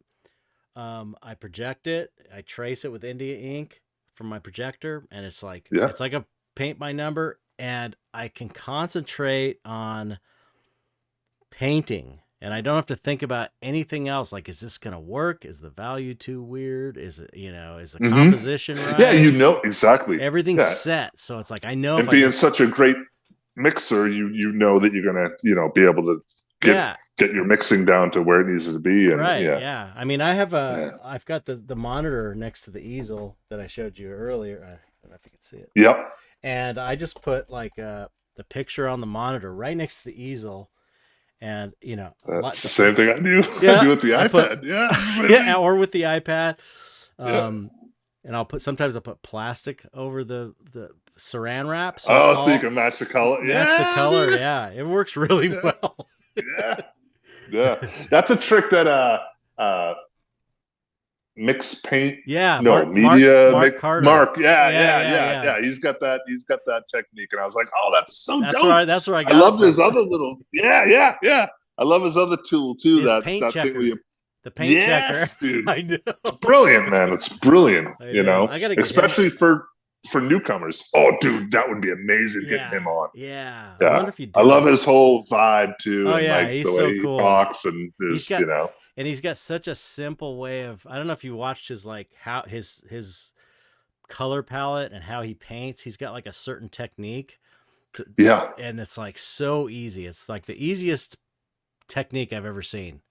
The way he has his color palette set up and he uses the color checker and you're painting from life, and it's like it's really great. I think it's he literally has, I think, the best or one of the best paint shows on YouTube by far. Definitely. You know what I mean? Yeah, it's amazing. You know, the way he breaks it down and makes it so simple. And the way that it basically says anybody could do this. Yeah, it's I know. Just more or less amazing.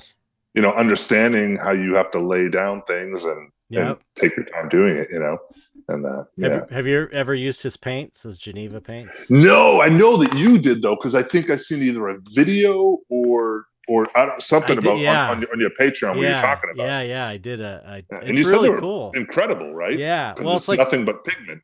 It's just that it's self-leveling. You know, if you like brush strokes, it's not great because it's got medium mixed in, slow dry medium, and so it stays wet for like a week, like totally wet, like fresh. So it's like. It's a different way of painting than I do because I like to do layers. I'm like going, okay, I'm going to paint today and I need to be dry by tomorrow. I use liquid. And so I'm painting in layers and layers. This is like more direct. You paint it all. You could sit and do a painting, over a week and it's still going to be like a fresh, wet painting. Yeah. So you can mix right back in. Yeah. So it's nice in some ways. It's not nice in other ways. If you do a lot of glazing, it's not great because the paint, you're waiting a week or 2 weeks for it to dry, but and it doesn't hold, like, you can't really make thick brush strokes because it's got that medium mixed in. So it's thinned down a little bit. So everything's very flat, but it's great. It's really cool paint. Yeah. I got to check it out. I got to get, at least get a tube or something. Yeah. It's worth trying it out. Cause it really made me paint differently, which was kind of nice. Yeah. Have you seen his easel he sells? That easel? Yeah, dude, I want one of those easels so bad. I want it so bad, and it's so expensive. I can't afford it, but man, I love his easel. I also like his brush holder that he makes too. Like, shit, I should probably get one because I'm still one of those people that I just lie my shit off the palette. Here's mine. Let me see if I can show you. Let me see if I can move the camera and show you mine. Can you see? Oh yeah. They're like. But I can't really see what they're in though. What is it? At least focus. It's like a makeup. They're like displays. For pens and pencils or makeup pencils. Yeah, it's like a little like plexiglass holder or something like. I got it on. That's Amazon. Great, dude. Super cheap. Does the job, but That's great. But yeah, his is better. It's kind of it's his is better because it's like the brushes are at an angle, so the medium. So it's dripping down into the tips. Yeah. So Christopher Ulrich, he keeps his brushes wet, and I've seen Mark Ryden do this too. He has like a painter's, like a pan that you use a roller in, and he fills it with linseed oil, and then he puts his brushes right into that. That's smart. Are laying and they're soaking. And it's like that's pretty good. But this is The brush dip's awesome. Yeah, that's right. That's right. You were talking about that. Yeah. So what contains brush dip? Oh, these brushes have been sitting for like, a week and a half or so. And they don't get hard. No. If you leave them for like 3 weeks though, the medium will dry in your brush and you're screwed. But it just keeps them wet. It's like it's the same. I think it's the same medium he has in his paints. So it works great for his system because you can just take the brush that's been sitting there with the medium, you dip it in the medium, you set it down, it doesn't dry. You paint for the day, you wipe the paint out, you dip it in the medium, and then you put it on the holder, and it'll stay for a couple weeks without drying up. Yeah, so you never have to wash your brushes. And, with his system, you can just get the brush the next day, wipe the medium out, and start painting because it's the same medium that says paint. For me, I gotta like kind of clean the medium out because if I get it use terps or a little bit, because if I use it in mine, it's gonna make my paints take a long time to dry. You know what I mean? It'll mix in with my paints. Yeah, like I'm putting liquid in this shit, so it dries quicker. So it slows down. So it does work well though still. Because I'm just sick of I was just sick of. Me too. Cleaning every night before you go to bed or whatever. Yeah. I just do a thing where it's like it's like a natural terps. It's like it almost smells like citrus or whatever. Mm-hmm. Yeah. So it's not and it's great because it doesn't beat up the actual brush. Oh, really? And not at all. Oh, no. Cool. It almost conditions them too. So I'll just put those. I'll just clean it a little bit, but not even rub it in a rag, and then just hang that off the top. And sometimes I'll keep them there for like same thing, like a week or 2 weeks. Oh, really? They'll still be soft. Yeah. And then, but I have to do the same thing too, because I don't know what this shit's in it that it's going to affect my oil paint. Yeah. So then I'll use terps and clean them, and then after I clean them, then I'll dip them in linseed oil and then rub that out. Right. Then, start working or whatever. But yeah. Right. Are you painting with linseed oil or liquid, or what's your main medium? I paint with linseed oil for the most part. I just recently finished something because I need to dry, so I was using Galcoid. Is that? Oh, Galcoid.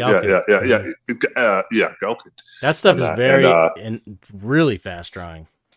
Yeah. So it worked great for what I was doing because I was doing this kind of scroll work on a frame and stuff like that.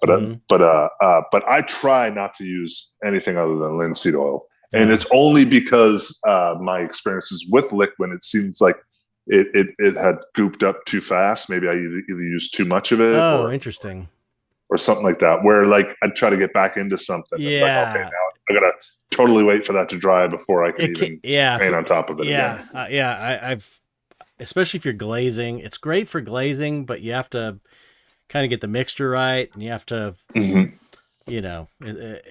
I know what you're talking about. I had that problem with Galkid actually too. That's why I stopped using Galkid, because it was gumming up on me.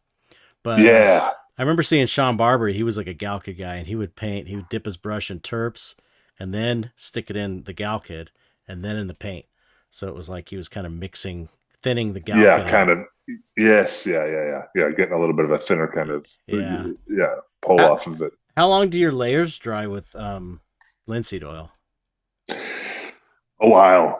Yeah, depending also too on the color too, right? So it's like, if it's like a cadmium, whatever, take a shit ton longer or something like that versus like a raw umber or something. But so they'll take long enough, but the whole thing is by the time I'm done like working through something, I'm getting ready, it's been a week or something, I'm getting ready to get back to the top of it again. At that point, it's dry enough, So you're also too, I work in such No, go ahead. kind of a weird way of working. Yeah, how do you work? I'm sorry. Yeah, I just work in kind of a weird way of working where I kind of, like you're very fluent of where like you're constantly which is the proper way to paint, I think. Right. But like you're constantly moving, you know what I mean? Right. Where like you're covering all your grounds and stuff like that.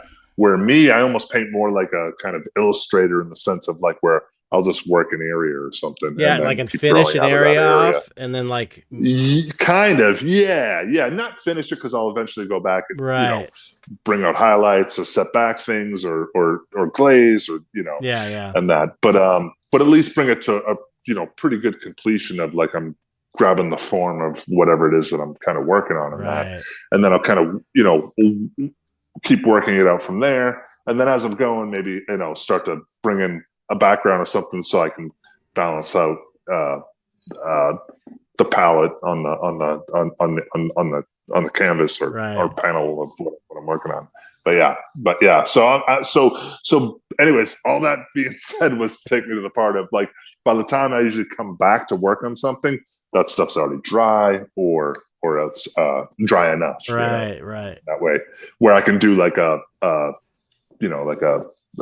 linseed oil rub to make it look wet again. Bring so it back, I know that's the true color. What's the because I just got I got some linseed oil because it's like I experimented early on and I never really got a proper feel for it, so I never. Oh, you weren't even using it back in the day, when you I first was started? liquid from the beginning because my dad used to use liquid. Yes. So I kind of passed it down, but I got like linseed stand oil and I got cold pressed linseed oil. Cold press, yeah. Cold press is what you use. I've used cold press before. Yeah. I think what I'm using right now is cold press. Oh God, I don't want to speak out of turn because I could be wrong, but I think cold press dries a little bit slower than just say like your common linseed oil that people use. Like I'm using like a I want to say like a light linseed oil. I think the name is maybe. Possibly. Yeah, I got refined linseed oil too, which is the light stuff. Yeah. And those definitely take longer, I think, and then to dry. Stand oil, linseed stand oil is the other one I got. Yeah. So I've got a. Yeah, I'm not really familiar with like the different grades of them and stuff like that. So I've never really kind of messed with that. It was just recently within like the last 5 years where I would kind of just grab another kind of linseed oil and go, hey, let's try that. Let's see what that does. So because you're not like super dependent on layers drying quickly. So you don't have to worry about what linseed oil you're using. I see. Yeah, exactly. Because drying time was always the main thing. That's what my focus was. Well, you're doing 3 shows a year. Yeah, I had to get them done fast, and at first I was working in the day too, so it was like I had to make sure things would be ready to go the next day. So it was always drying time. But I guess if you're not that concerned with the drying time, you can just kind of use whatever linseed oil. Yeah, there was something else I was using too for a little while there, and I know Paul Booth was using it too, where it was like this thing that was put up a Krylon, and I don't know how good it is or not, but it was like this spray. So it was like a quick drying spray. No way. For oil paint. Really? So like you would paint, and then before you'd go to bed, you would dust it. Dust your painting. Whoa. However, it sucks in your studio because it's spray paint basically, and then you would dust it, and then a lot of times you get back in there the next morning and it would already be dry. Wow, that sounds crazy. Yeah, depending on how heavy you were putting down the layers and stuff like that of paint. Obviously if it was really heavy paint, then it wouldn't be. But yeah, but me and you, we paint so thin, so it's like yeah. But that was working good too. Yeah, that's interesting. That was people have an issue when they get into oils with the drying time. I think a lot of people have trouble with that. So I always had a dream like if someone could make some kind of heat gun that would air curable oil paints or heat curable oil paints or something like that. It would make things so much easier because that's one thing that the acrylic painters have is they just exactly just dry that quick dry. I know a couple of people too that would used to put those space heaters. They would put their paintings. That's what I do.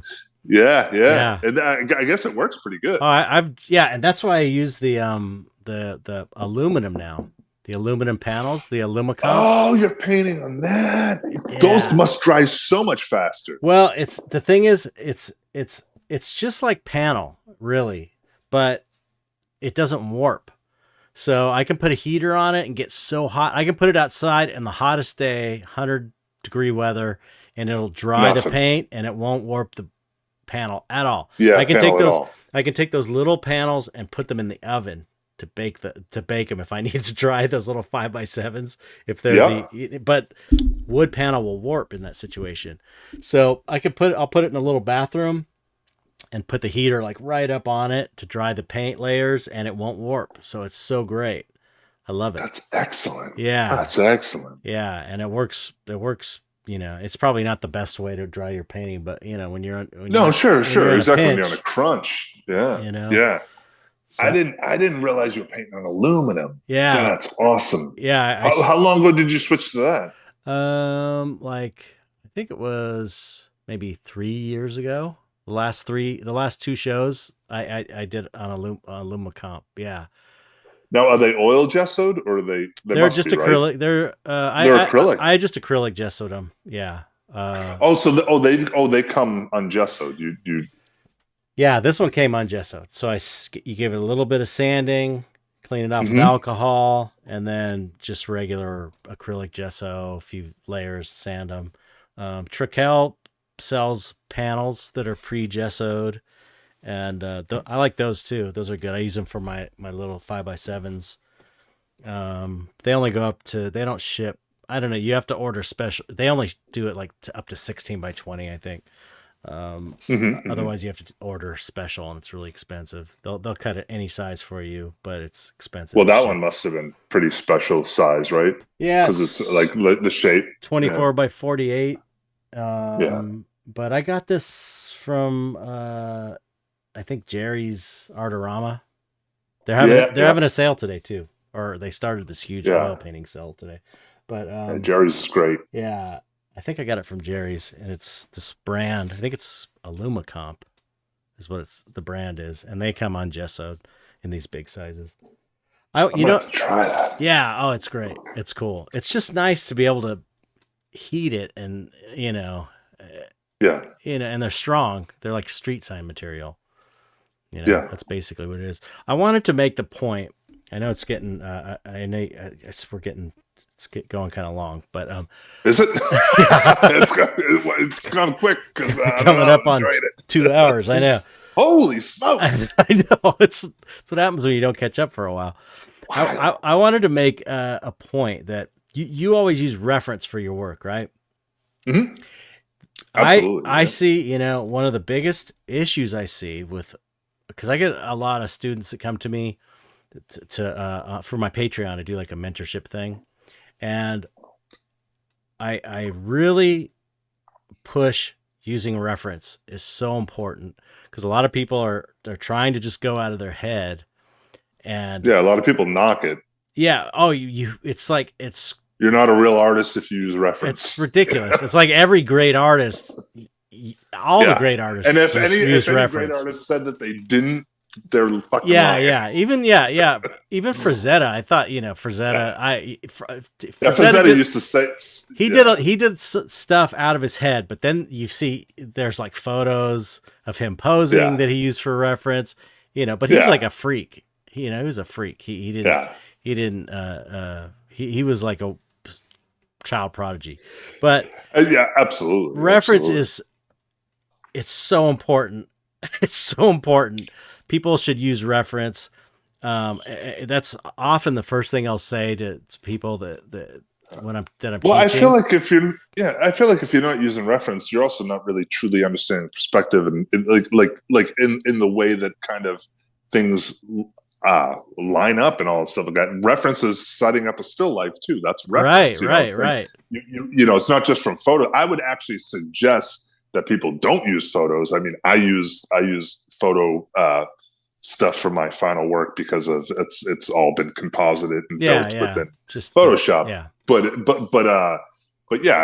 if you're learning how to paint, you want to set up lighting, and you want to build a still life, and you want to sit yourself in a situation and where you can see everything perfectly, and paint from that, because that's you don't understand really painting unless it's that, and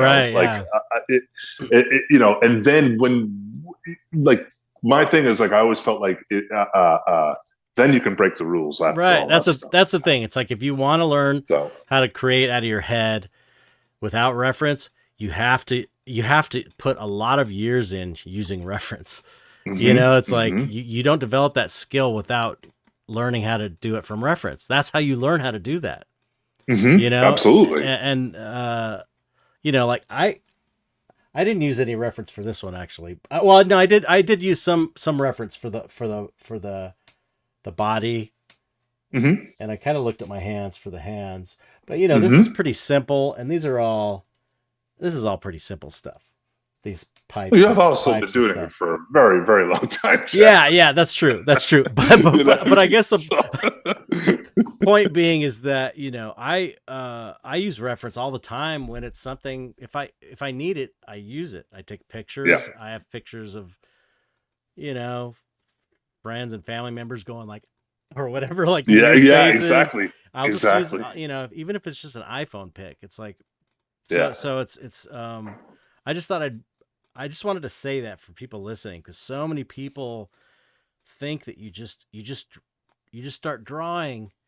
Yeah, and it just and then magically happens, and everything lines up, and your proportions are perfect. Like, you have to work from life. Life is work from life, and work from photos is another option too. But life is preferable. But man, it's like I took a life drawing class at a community college after high school, and it wasn't like I wasn't there for years or anything, but man, it was so huge. I realized now, I was at a young enough age to where it really stuck in my head, all the stuff I learned from doing life drawing, and it totally applies to what I'm doing now. And I was sculpting. That's the other thing, is I was sculpting in the film business 40 hours a week for years and years and years. And it was like, I was constantly looking at reference for one thing, anatomy reference, photo reference, and we had life casts that we were sculpting on top of, and we had other life casts for reference. It was all about reference. Like every time we had a project, there'd be a reference board for all our photos for reference, for everything to take from. I couldn't agree with you more. For the 1 year that I was in college, the life drawing course, or not, like classes that I was taking, I mean, and then I still have my like big ass sketchbooks, from the model classes, where it's like it's crazy because you can just flip through them and you just see the progression from every day that you're doing it. You're in there 4 hours every single day, and then it's just like by the end of the year, it's like, oh my God, I didn't even know how to draw the form before I started doing this. See the improvement, or I didn't understand it. Yeah. So it's so important to use reference. Yeah.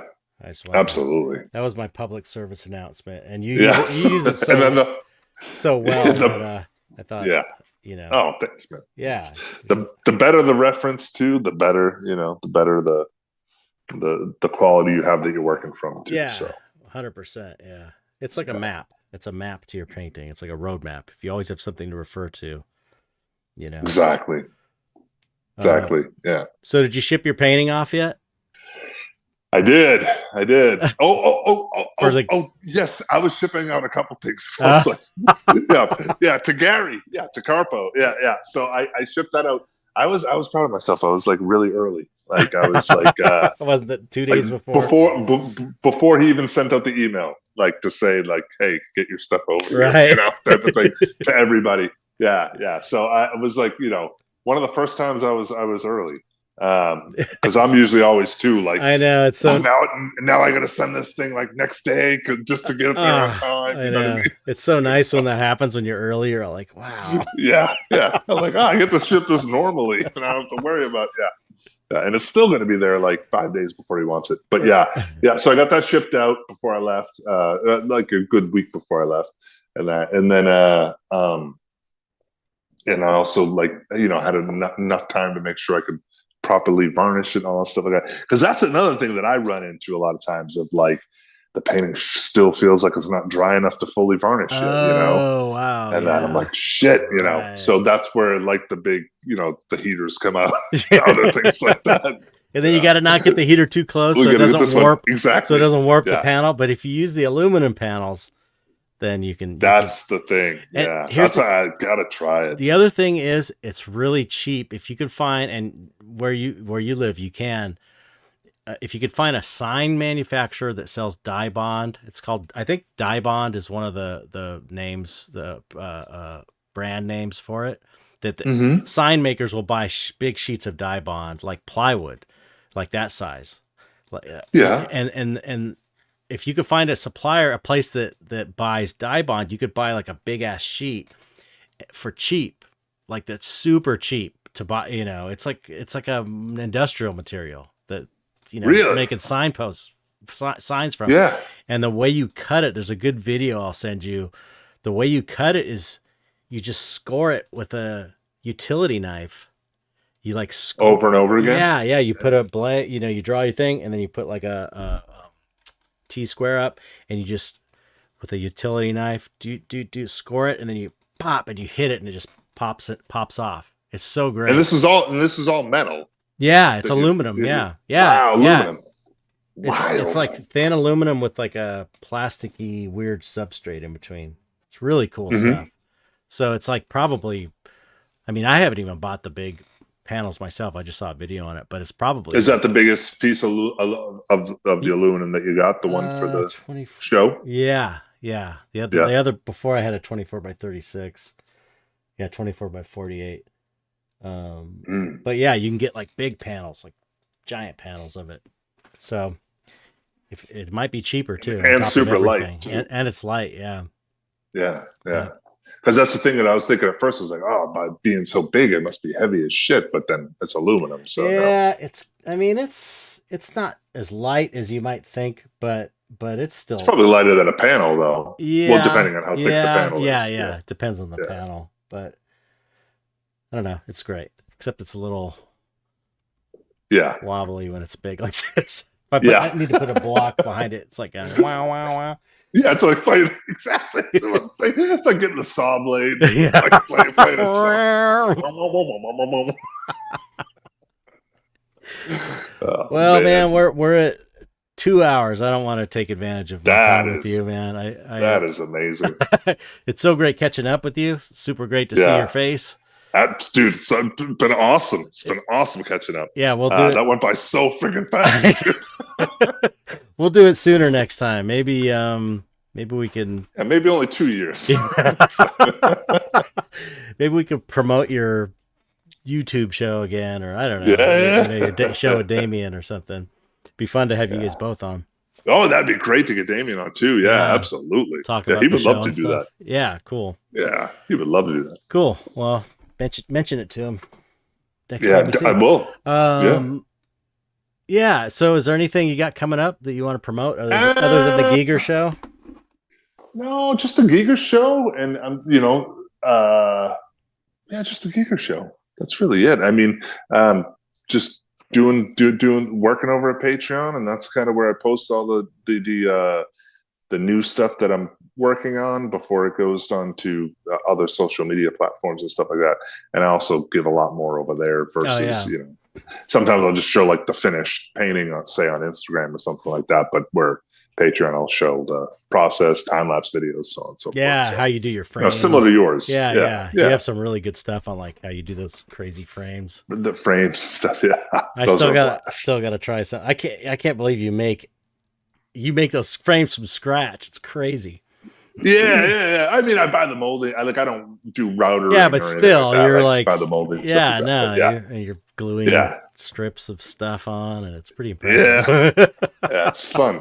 Well, you do the same thing. Where you're putting all the I add corners though, and I have my framer. I have he puts them together for me, and then and it's not cheap that way. I'd like to. Yeah, it's quite the process. I would think, because you're casting everything. Oh yeah, but the corners, it's like the corners aren't bad. It's like I'm just saying it's not cheap for the frame. Getting them framed nicely, especially for this is like not.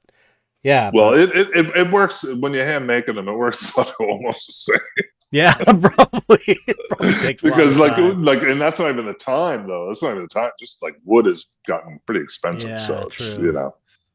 I mean, it's definitely cheaper, but but then when you obviously, like you said, you put in account your time and stuff like that. It's definitely you just can't. It's like making a whole nother painting within itself, So Well, everyone should go on your. What's your Patreon? Say. David Stoupakis. What to be slash Patreon or Patreon patreon.com Patreon / David Stoupakis. Yeah. All your links will be in the description. Yeah. See how it is? See, this is not easy for us. This is not, we're not made for this world. Yeah, I know. I'm like people like, you have a business card? Like, I mean, I'm talking about the 90s, but like get a business card and be like, no. Yeah. Like, why don't you have a business card? I don't know. Here, let me write it on a scrap of paper. Yeah. Let's put it in this napkin for you. Well, as always, great to talk to you. We will do it sooner for sure. I appreciate you taking the time. Chet, I thank you so much for asking me to do it and inviting me back and stuff. Again, like, you got the best podcast, man. Oh, thanks. It's great. Well, like I said, you inspired it, and your artwork is. You're one of my favorite painters. You're spoken about at Copro. Vice versa. You're spoken about is one of the greats. Like, every time you come up, you're like one of the big. I'm gonna work with Gary more. When Gary says, Gary will tell me, like, yeah, I got a Stoupakis. This, it's like a big deal. We'll get one of your pieces in the show. That's awesome. That makes me feel so good. You're spoken about in that makes me feel so good. Revered tones over there, So Gary's the best. Yeah, he's awesome. Yeah. He's great. So, all right. And been doing a long time. I know. Yeah, and they're still doing it, man. I can't believe they're still, thank God, they're still doing it. Yeah, they're killing it. Yeah, they're doing well. So don't hang up, but we have to say goodbye. So all you have to do is say goodbye, audience, in some way. Just say goodbye. All right. Goodbye, everybody. Thank you so much for hanging out with us. Goodbye, everybody.